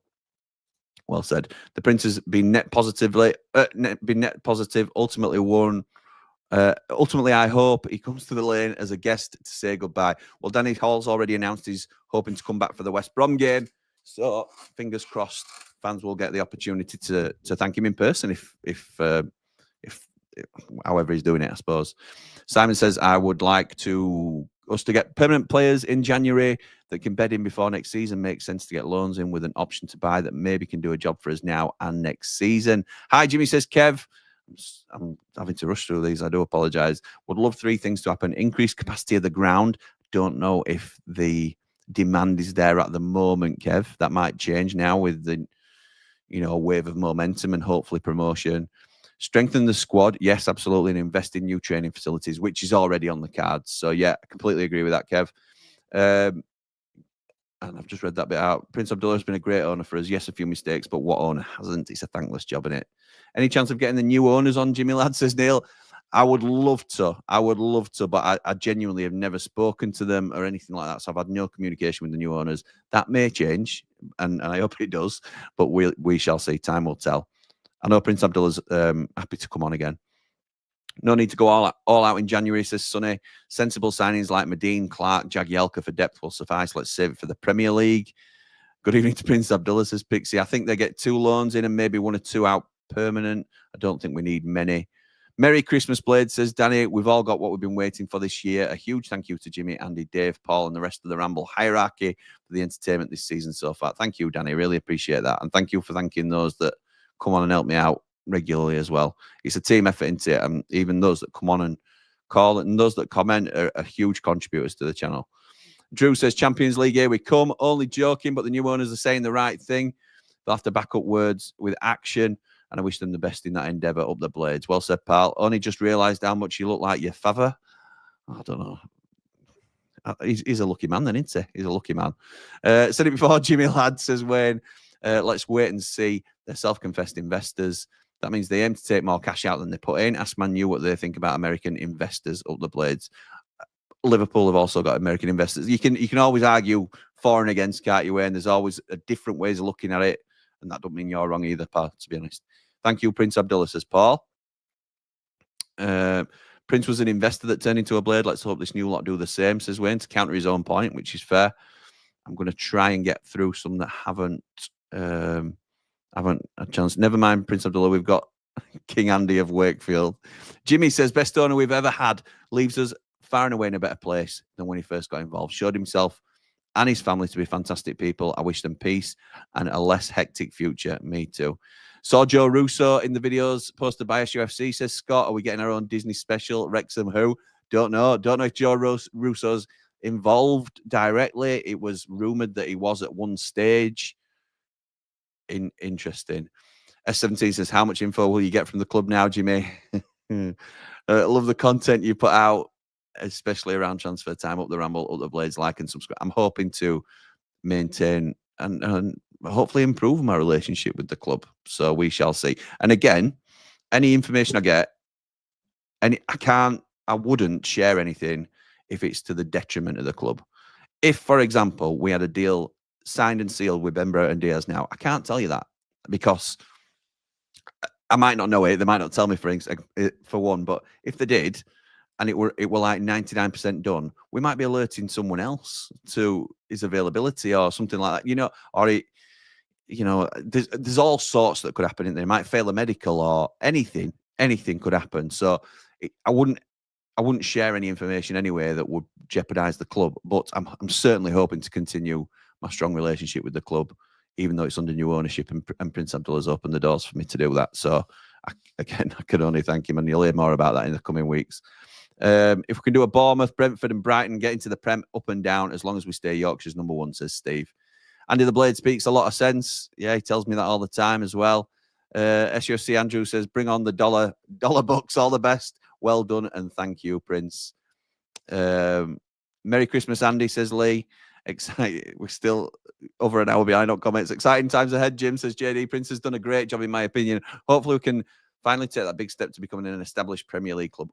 Up the Ramble, Dem Blades. I'm going to try and just pick out some comments now for those that haven't had a comment read out. Sort the Cop, says Adam, 26. Sarah, good evening. Hubby just said we should sign Callum Wilson, maybe not in January, but in the summer. I really like him as a player, but never fit. Toronto Blade. Darren Smith hinted at 2 deals done for January. Brereton Diaz loan and a loan to buy for an experienced midfielder. Any ideas on the midfielder? Hope Des makes his mark on the recruitment. Merry Christmas, Blades. I think we speculated on a couple of names earlier on, Toronto Blade. I know that Darren didn't confirm that it was Ben Brereton Diaz on loan. He certainly said it was somebody that's a seasoned left winger or something, isn't he? So I know no names were given because I checked. Pre-season American tour, says Matt. Sort the cop out in the summer. Brereton and Billing on loan should see us over the line, says Adam. Rob says, Prince, the best owner in my lifetime. I thank him for the journey, but it's time to move forwards onto bigger things, hopefully. Sonny's ambitious targets are Barry, Chowdhury and Pollock. Realistic targets are Diaz, Morton and Ronnie Edwards on loan. I'll probably swap Edwards to an ambitious target, probably. I think that's ambitious. Hoping Des has got some hidden European gems in his pocket to bring in his hoping. Extreme Dave says, personally, I don't think we need a boatload of new signings. Bringing Brereton Diaz in because he ticks so many boxes for us. Strengthen that left wing and maybe grab an experienced set of legs. David says, thank you, Prince Abdullah. You leave with our blessing and leave the club in a healthy and sustainable position. Thank you once again. Ray, good evening, mate. Love Andy the Blade. He first supported the Blades in the 60s, me in the 50s, so we're all Blades. Merry Christmas to you too, Andy, and all the Blades. Thank you, mate. Thank you. I did put a swear word up on screen. Cowboy Tex is here watching. Let's hope they're better than the Cleveland Browns with transfers and trades. Means nothing to me, that, pal. Jordan, I've read your comment previously. It's just repeated itself there. Rai says, imagine if we went and bought signs from Norwich on a permanent for left wing position. Surely not. Surely not. But right, we've said it, haven't we? Let's be ambitious. But surely not. Surely not. Wow. Mr. V, good evening, mate. I just want to thank Prince Abdullah, who has no doubt been the best owner in my 64 years supporting the Blades, and wish him all the best for the future. I'm going off the rails and wanting Oscar Bob on a permanent. That is off the rails. Wow. From Man City. Love that. Love the ambition there, pal. JB says, who else is in the consortium, Jimmy? Any clues? I haven't at the moment, but I will work to find out, pal. Steve says, Hal at Sheffield United Way said the same about Prince Abdullah being really good. Can't speak highly enough of him, to be honest. Can't speak highly enough. Brereton Diaz on loan with an option to buy, says Blades 95. 1 or 2 midfielders, one of whom needs to be cover or competition for Sousa up the Blades. Well said. Ian says, back home for Christmas with family, extra Christmas present. It's done. Merry Christmas, all Blades, up the Blades, up the Ramble. Hit that like button, boys and girls, says Danny. Martin says, evening, Jimmy. I just wish you and your family, Andy the Blade, and our Ramblers a very Merry Christmas and prosperous New Year. Well said, pal. Thank you. I really appreciate it. Merry Christmas to you and your family. I'll be doing that as well to everybody as well at some stage, hopefully. I'm trying to squeeze everything in before we have to go because I've promised Turfcast I'll be on there for 9. No offence to anyone, but shouldn't we be aiming higher than Ricky J. Jones from Peterborough? Talk about speedboat with no driver. I'd agree with that, Ben. I'd agree with your point there, but Ricky put a valid point forward as to why he'd like him. It offers something different, somebody who can run in behind. Last 20-minute job, really, in terms of causing havoc for tired defences. I get the theory. I completely get the theory, and he's entitled to his opinion, isn't he? But I would be with you. I wouldn't necessarily go for Ricky J. Jones personally, unless we get him an absolute snip because he's in the last 6 months of his deal. If we can be brave and adventurous, says Steve, I would like that very pacey Ademola Lookman in January if promoted. What a striker he would be with service from our midfield. Wow, that would be a signing, wouldn't it? Dean says, just wish the Prince well. He's been incredible. Time to stand back and see what happens. Up the Blades, up the Ramble. Welcome, United States of America. DW says, you can't capture the Wilder magic for the future, Jimmy. Sadly, it doesn't work like that. I know. Give Wilder a 2-year deal and see where we are after that. Craig says, I'd love Brereton Diaz back. Paul says, ridiculously, I've heard we're signing Podolski. Wow. Rich says, that's Billy Sir. I used to play cricket with him. It was Billy Sir. That's right. Steve says, that shouldn't be drinking water, Jimmy lad. It'd be much funnier with a few beers down the neck. I know, I've just got it. My throat's absolutely killing me. It's like razor blades at the minute. Best decision Prince Abdullah ever made was bringing back Chrissy Wilder, says Ben. Thanks for the memories, Prince Abdullah. Thank you very much to Sean for joining our Ramblers. If you want to be a part of our WhatsApp group, you're more than welcome. There should be a link somewhere. If not, message me privately and we'll get it sorted out. Everything I wanted to say has been covered already, I think Sheila meant. Merry Christmas to you and Andy and your family. Thanks to Prince Abdullah.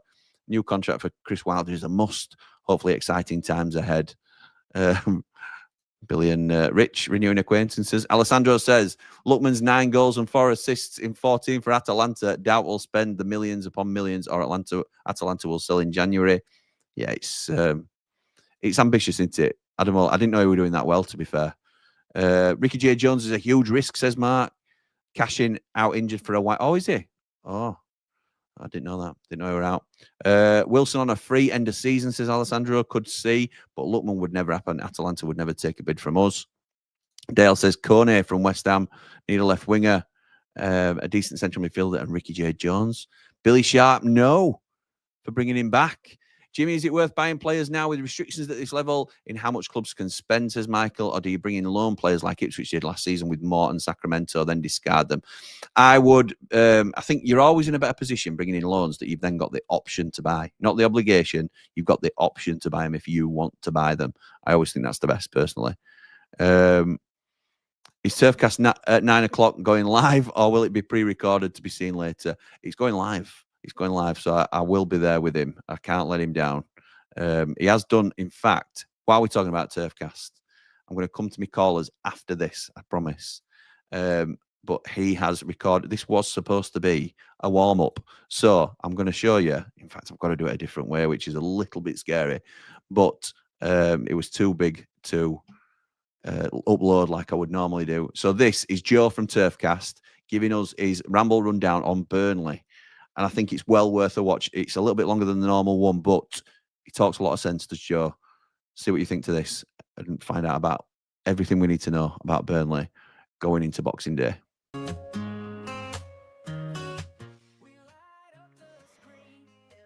To be fair, he's not played that much yet, really, for us this season. He's only started the one game, played about 4 times for us. Obviously, when he came, he was injured, hadn't played, or just been injured for a while, hadn't played much for you guys or for anyone for quite some time. So he needed some time to get his fitness up. He's done a job when he's come on, but he's not one of the starting defenders. We have better in Maxime Esteve and CJ Egan Riley. In my opinion, I think Maxime is the best defender in the league, whereas CJ complements him brilliantly. He comes out with the ball and passes the ball out the back. I think that's a bit dodgy, mate. It's an absolutely brilliant combination we've got, so he's going to do well to get in the side. But when he's been called upon, he's done all right, to be fair. To be honest, I was a little bit underwhelmed when we approached him, when the rumours coming out that he could be the manager. But as soon as he's been the manager, I've had nothing but admiration for him. I think he's done a great job to say we are where we are, when we had so many players leave in the summer and so many new players come in. And obviously we both went through a similar sort of issue in the summer with everything that were going on at the two clubs, players that didn't want to play for Burnley and things like that. And you know, in the last 10 days leading up to the closure of the summer transfer window, it felt like we had a player leaving every single week, and every single day, and we genuinely did at one point. I think we're like 5 or 6 days where somebody left every single day, and it was just such a pain in the backside, to be honest. And we're just wondering, like, what is the squad going to be? And then loads of players are coming in. He had a lot to deal with, this Scott Parker, and I do feel like Burnley fans have given him a bit of a tough time. I don't think it's helped that the football can be a little bit slow. It'd be the best way of describing it. Basically, if a team comes to the turf and sits back in a low block, we ain't beating them because we're sometimes not quick enough with the ball in possession and moving it quickly enough to drag them out of position. So I feel like the fact that we've gone from Vincent Kompany football to Scott Parker football has given him a bit of unnecessary stick from the fans, but there's just always going to be that element to it. You know what football fans can be like. They're very, very fickle, and I do feel like our fan base has become a little bit spoilt recently. I think because we've been in the Premier League so long. I don't know if you guys have seen it yourselves, but I just don't know. I feel like the fan base has been a little bit spoilt recently, and I do think that's why Scott Parker's getting a bit of unnecessary stick. Burnley will 100% play 4-2-3-1, but it's just who's going to fit in where and stuff. We've had like this big midfield conundrum because we've got a lot of decent midfielders. You've got Josh Cullen, Josh Brownhill, Hannibal, Fleming. I know he's not a midfielder, but you know he's like a number 10, so can kind of play like at the top of the midfield, if you will. And you've also got Josh Loren, and recently it's been difficult to sort of like understand who to play because Fleming's been playing as a striker, so he's not been playing in the 10. So then we've just been having one of the midfielders that I've just mentioned, and Scott Parker's not really found his best midfield. However, last time out against Watford, he just literally put them all on the pitch, and Hannibal was in wide left forward position, and it's actually his best game in the Burnley shirt. It was fantastic, which was great to see, because Corley Orshaw, as much as I love him, he's been poor this season, to be fair, so it was good to see him get taken out the side for a bit. That's hopefully going to make him, get a fire in his belly, and hopefully want to come back and do really well for us. We will play 4-2-3-1. It's just who's going to play where. Fingers crossed. There's some rumours that Lyle Foster might be back, but he won't be fit enough to start. So it probably will be Fleming in that number 9 position, which is not where he's meant to be playing at all, and not why we signed him, but due to injuries he's playing there. It's kind of like a square peg in a round hole, and I would think it would be the same team that started against Watford, maybe a couple of tweaks due to squad rotation, because obviously we've got a lot of games coming up, but I think if you look at that team, it's pretty much going to be that team. Do Burnley have a threat this year? We're not scoring enough goals, and we haven't done all season. We have recently started to look a bit better going forward. It's just because we're higher up the pitch, and it helps when we're playing teams like Watford did, who come onto us and try and press us, and it's easy for us to pass around. But yeah, there's no massive threats in our side. I think Jadon Anthony, he's scored a few goals this season, but he does have games where he goes missing and won't do anything for 2 or 3 games. Josh Brownhill, he's our leading goal scorer and been involved in most goals. He's got the most goals and assists combined. I think he's got the 4th highest in the league, to be fair, which I'm surprised at. But I do like Josh. He's good. Scored a great goal against Watford. It was more of a team goal rather than his finish, but a decent finish as well. So I'll probably say at the minute, Jadon Anthony and Josh Brown up. That doesn't really sound great. We do need a striker. We need somebody that can put the ball in the back of the net. Like I said, we've got Zian Fleming, but he's not a striker, but he's been playing as a striker. And I think that kind of sums it up front. We just don't really have too much threat and not really enough going forward at the minute. Don't really think there is one. I would have said Pires, maybe, if he's playing in the bigger games against the bigger clubs and the better clubs like yourselves, then he can sometimes get exposed, but he didn't play against Watford. We played Bashir Humphries, who I think is better in these sort of games. He's more solid defensively, whereas Pires is more of a... They both play on the left side of defence, so at left back. And I think Pires can sometimes get found out in these sort of games and get caught out of position, and it's a bit too easy to get past him, whereas Humphries, he probably doesn't offer as much going forward. Having said that, I linked up brilliantly with Hannibal on Saturday, but he's solid at the back. And yeah, again, last season I'd have probably said somebody like James Trafford, but he's been brilliant this season as well, and he really has come into his own. It's helped that we've obviously gone down in division, but he's looking really confident now. Made another good save on Saturday against Watford. Comes out, collects crosses, punches them when you need to, shouts at his defence, and all sounds so simple for a goalkeeper, right? But he just wasn't doing that last season, and he's been brilliant. So I wouldn't really say we have a weak link. I think if anything, the weak link in the side isn't a particular person. It's just going forward. We just sometimes in some games just don't do it quick enough, don't do it well enough, and we don't have a striker, so we're not putting the ball in the back of the net as much. I don't think it's going to be the most entertaining game in the world, if I'm honest. I'm going. I always go to Ramble Lane, to be fair, although I missed it last year, obviously, because we beat you. But I went the year before, obviously, when you stuffed us, which is just typical Joe. But yeah, I don't think it's going to be the most entertaining game. Like I said already, it's two sides that have got good defences, but can't really put the ball in the back of the net. So I think if you're going to play on the game, I think under 2.5 will be that way if you are that way inclined. But I think it's two teams that are very similar, who are both good defensively but probably don't score and create as much. So I think it's going to be more of a chess match rather than a free-flowing attacking game of football, and I think the odd goal probably wins it for any side, really. Very similar to us, as I've already said. I think you're very good at the back, not great in terms of chance creation and going forward. What I will say is different with you guys, though, to us, and why you are 4 points or 6, if it wasn't for that points deduction, better off than us this year, is you're just more professional. Like, if a team comes to Bramall Lane and sticks 11 men behind the ball, you tend to just still get the job done. You might not be pretty, but you will get it done. Whereas we've been undone by that so many times this year. Preston came to the turf, sat back, said break us down, we couldn't do it. Derby did it, QPR did it. Oxford did it away from home. Blackburn did it at home as well. There's been a couple of times that we've managed to just about get it over the line because we've scored a penalty or from a set piece goal.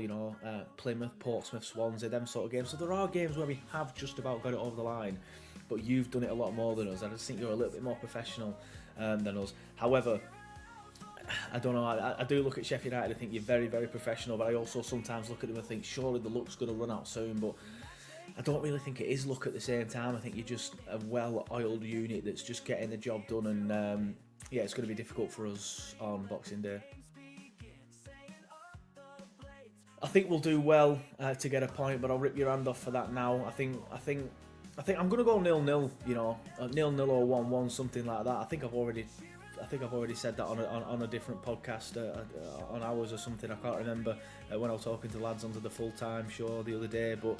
I think 1-1. I think both teams will probably score, but it's like I said, it's not going to go free flowing. And I'm saying that more in hope rather than expectation. Probably, if we go to Ramble and lose 1-0, nobody's going to be kicking off. Well, the Scott Parker haters will, but nobody's going to be looking like going, that's not good enough. You just think it's fair enough. It's Ramble Lane.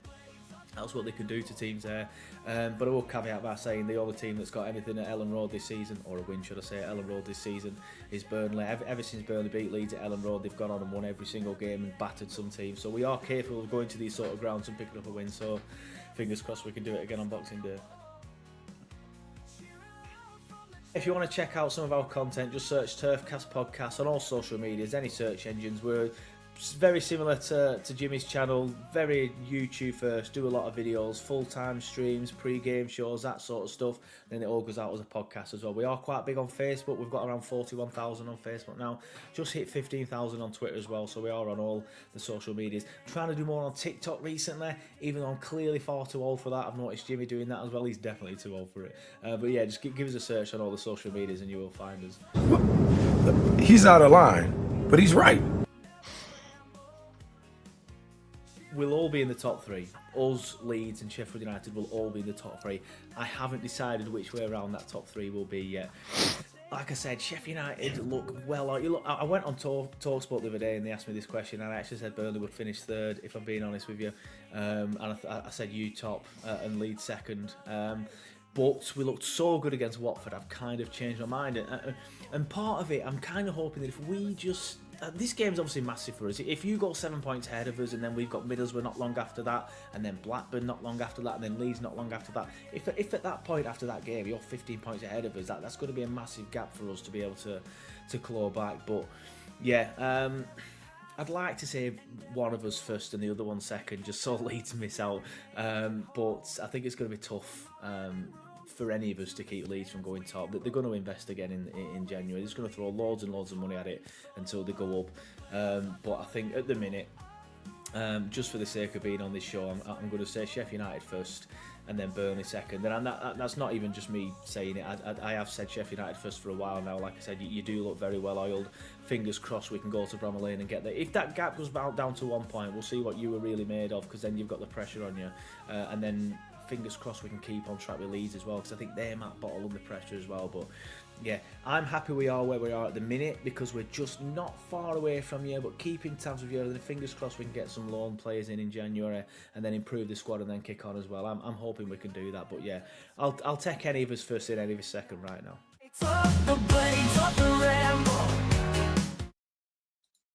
Top man Joe, thank you for doing that for us, pal. Right, so I had to play that. I appreciate it. We're a bit of a momentum shift, but Joe took the time to do that for us, and I think it's really interesting. It's got me really probably a bit nervous for the game, if I'm honest, but excited nonetheless. And I think it's one of them again where a little bit like the ownership issue. If you can't get excited about it, then we're struggling out, because what could be in terms of a 7 point gap is absolutely huge, absolutely huge. And even if we don't get the win, we could still be top. So. Or still be in automatics anyway, or we will be. So, really exciting game to come on Boxing Day. I'm hoping Vinny and Anel are fit, because they're in my team. In fact, let me just show you my team very, very quickly. This is my team for Boxing Day. So I've got Cooper in goal, Gilchrist and Burrows as my fullbacks, Harry Suter and Anel Ahmed Hodzic coming back into the side. This is more hopeful in terms of what I would want to happen. Souza and Tom Davies, who I think has done enough to keep the shirt, and Sidney Peck deserves a rest. Hamer on the left, Raksaki on the right, and Callum O'Hare, who's got better and better with every game, in the number 10 with Kiefer Moore. 2-goal Kiefer Moore up front. So that's my team. Let me know if you agree or disagree. Sorry that I'm going so quickly now, but we've got comments we need to catch up on. I also got 2 lads waiting backstage. We had 3. Bri, you've just dropped out. Don't know whether that were intentional or not, but you're more than welcome to join us. But I'm going to get you on at the same time, lads, if that's all right. And it is going to be Liam and Jamie joining us. How is it going, boys? How do we feel about this takeover? Sorry to keep you waiting for so long. Hey up, Keeg. Hi.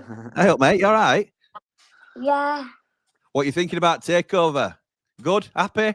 Yeah, it's going to be good. It's going to be good. Who do you want to sign? Yeah, wait. I'm waiting for Jamie. Who do you want to sign, Keegan? Who do you want to sign if we can sign anybody? Brent and Diaz, that Liverpool. Morton. Yeah. Yeah, that midfielder from Liverpool. Yeah. So Morton and Berrett Diaz. Decent, them. Decent. That'd be good, actually. Yeah. That'd be good. Good shout. Good shout. Is that a Chase Christmas jumper, or is it just a normal Chase jumper? No, it's Chase Jarmers, isn't it? Oh, Chase Jarmers. Nice one. Nice. All right. Very good. Yeah. Nah. Well, we were a big Paw Patrol family. Girls were all Sky, though, rather than Chase. So fair dues. Jamie, have you got your Paw Patrol pajamas on, pal? Sadly not. Santa's not grown this year. All right. Okay. Well, maybe if you're good, you might get one in a couple of days. And do you think Takeover will be done soon? No, it's done. What? Takeover? Do I think Takeover will be done soon? I think it'll be done. Yeah, it got done today, Keegs. It got done today. Yeah, do you think we will win against Burnley? Oh, I hope so. Yeah, I do actually. I think it will be 3-1. 3-1? Yes, it was. Yeah. They've got a good defence, Burnley, you know. I'll take a 1-0. Wait, Keith, wait, because they've got to talk. Go on, let Daddy talk. Go on then. No, go on, what do you think, pal? I'm just excited, nervous, and intrigued at the same time because we don't know which way it's going to go. Don't lie, Liam. You are super excited. I know you excited, are. But I get too excited sometimes, don't I? So that's all right. If you can't get excited at a time like this. Approach, so yeah, it's right to be cautious, but I think it's all right to be excited as well. I think it's all right. Jamie, what's your initial thoughts on American ownership? You can only be positive. I mean, the way sometimes you think about American owners and like the reputation they come with as a whole, it's never good.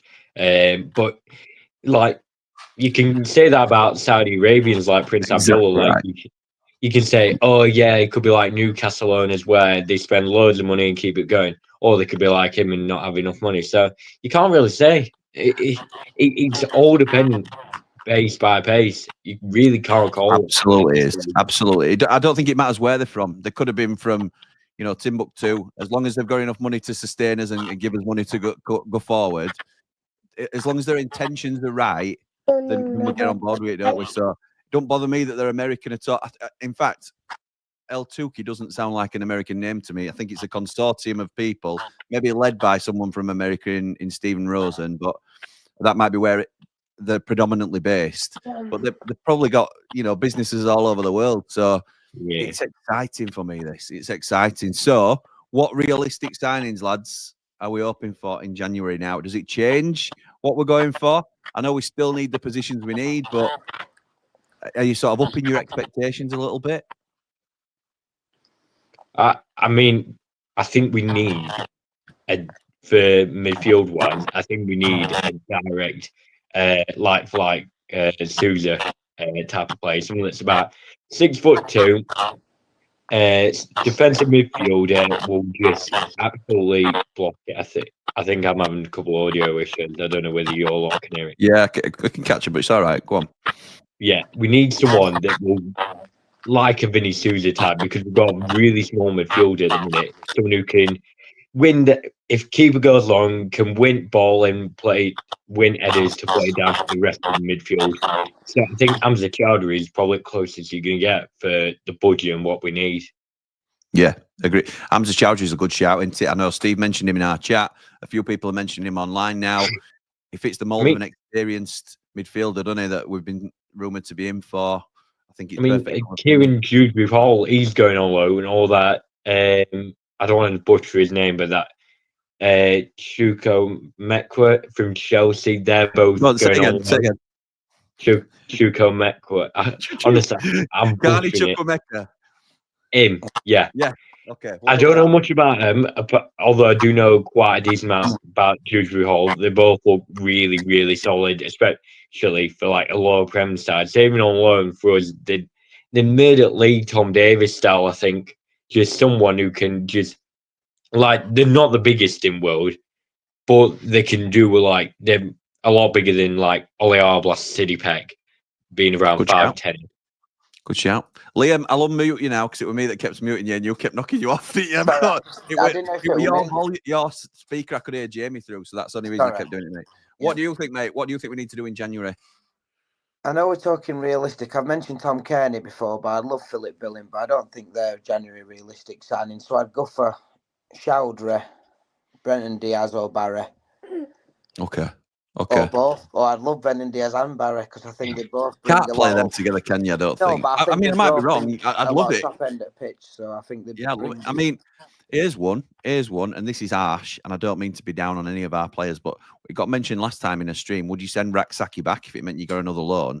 So if you could get Brereton Diaz, Chowdhury, and Barry, would you send Raksaki back?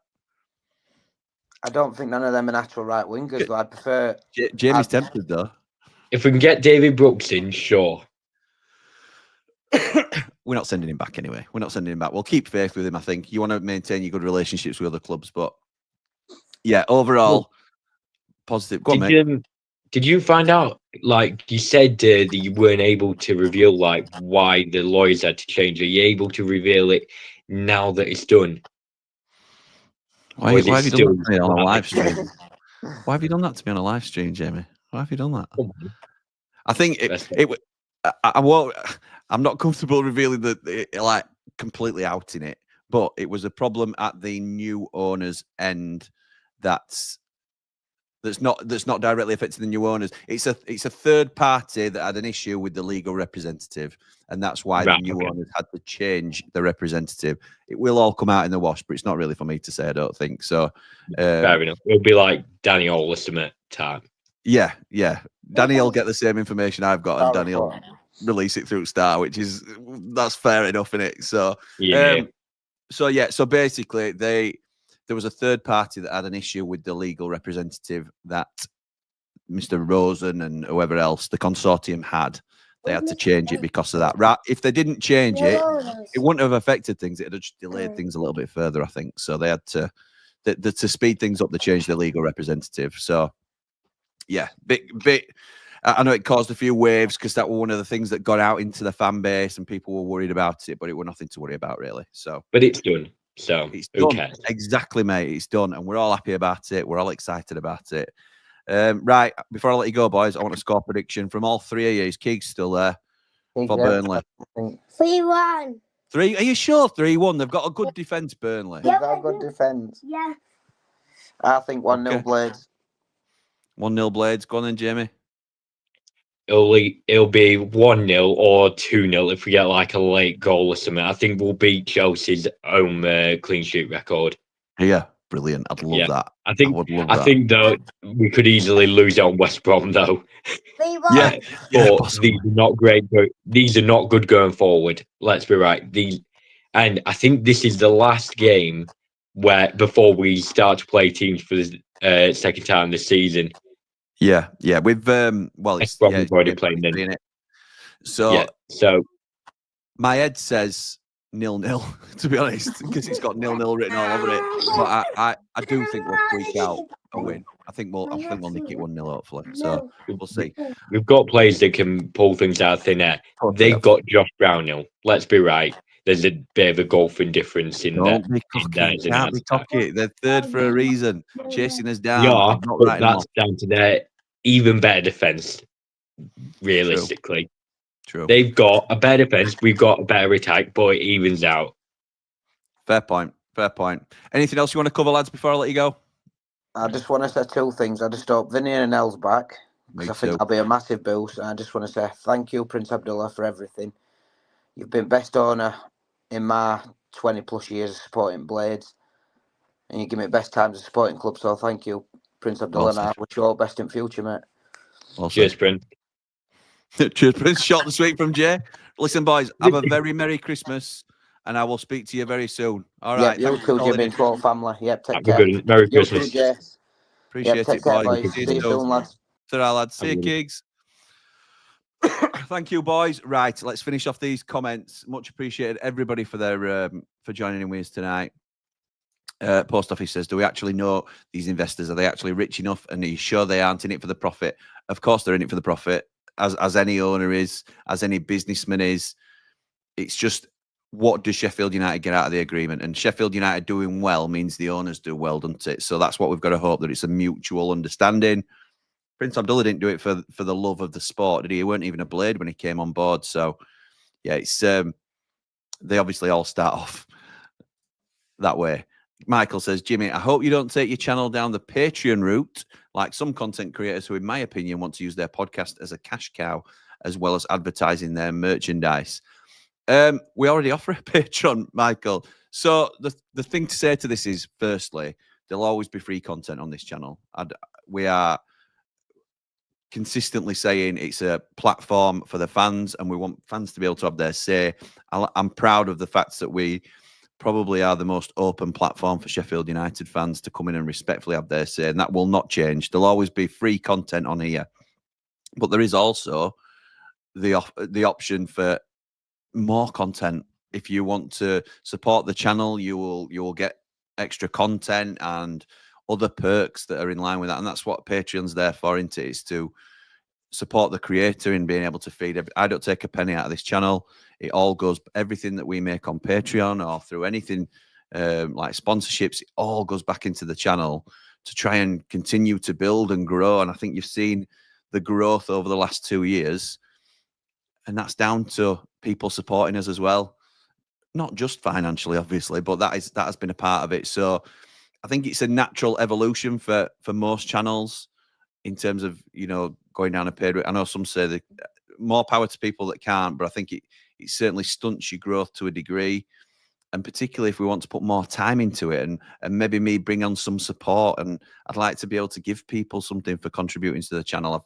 I want to give Dave and Paul something for helping me out. I can't offer them anything at the moment. So that's why we do it. It's to support the people at work and try and help build the channel and see where it goes in the future, because who knows where we're going.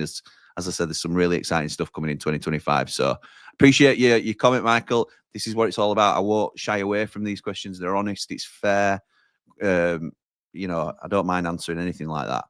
They're not in it for the love, says FX Pilot. Of course, they want a profit. That's right.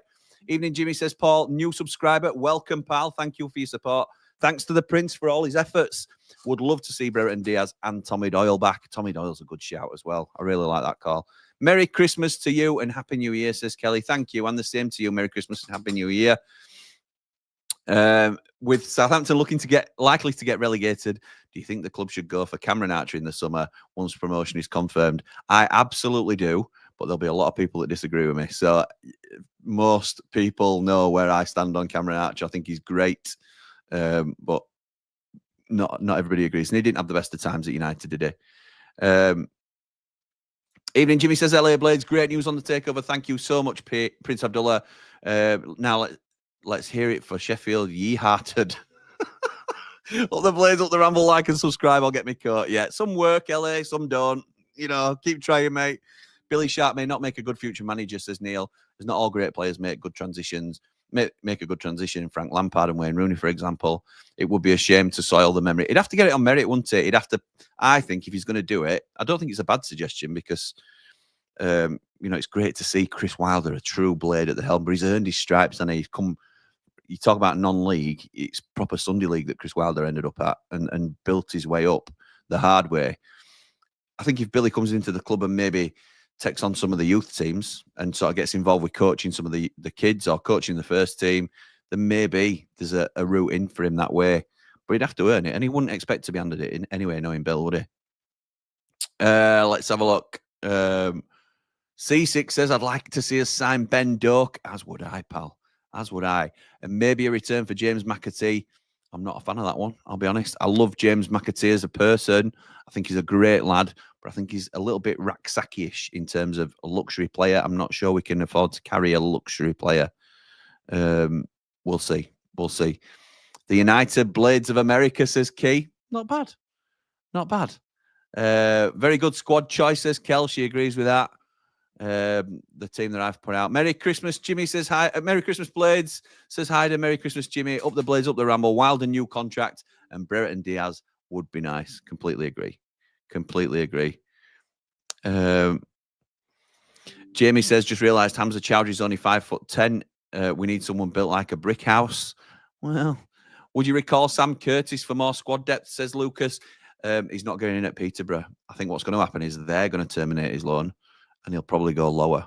So no is the answer to that. Dublin Blade says, Jimmy, did Andy get that new sofa he was advertising? No, they've not been in touch with him. And I'm not surprised, nor should they be. Josh says, would love to see the club stick with taking the best young talent from League One. Missed out on Job, and there'll be more coming through in the next year. Yeah, I think we've been smart, haven't we, with our recruitment this summer. I'd like to see a little bit more of that. You know, we're not looking away from sides like Plymouth to sign an absolute gem in Michael Cooper. We've gone to League One to sign Harrison Burrows, League One Player of the Year. It's not, you know, scouting brilliance because he's obviously on that pedestal, but it's been a great signing.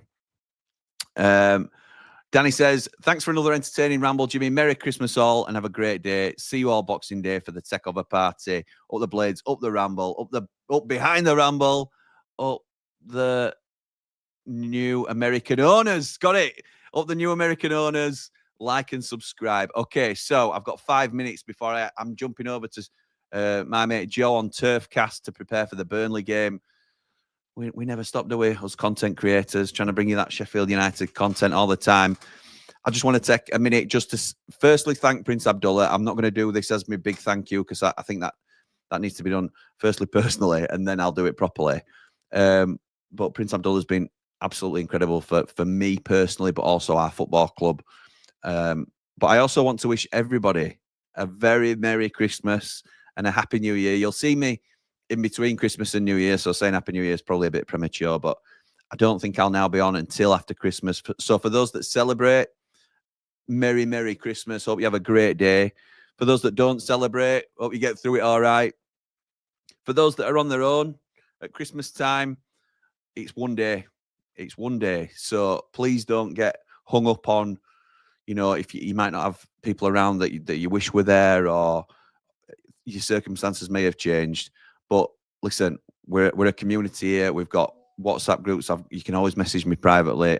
I'm always there to talk to. It's not a flippant throw-out offer. The support that people have given me in this community is unparalleled. I cannot thank you enough for some of the... I've been through some really difficult times in the last 12 months, which I won't go into now because I ain't got time. I've got to be on Turfcast. But it's a genuine offer. If people are alone or feeling upset or down or lonely, we are here. We've set up a side group now, a mental health side group that's a spin-off from our Ramble WhatsApp chat. So anybody that wants to go in there and have that support, you're more than welcome to join. It's not going to be a membership thing or anything like that, but I want people to know that they're supported in the community. So Merry Christmas, one and all. It's just one day, but to those that you know that do celebrate, hope you have a fantastic time. And I'll see you for 90 after 90 after Boxing Day. Wow, that is going to be some game that's obviously been overshadowed slightly by this brilliant news, but wow, what a win would do for our season. Going into January, you know, with that huge gap would be brilliant. But if it doesn't happen, it's not the end of the world. So for now, come on, you red and white wizards. Up the blade!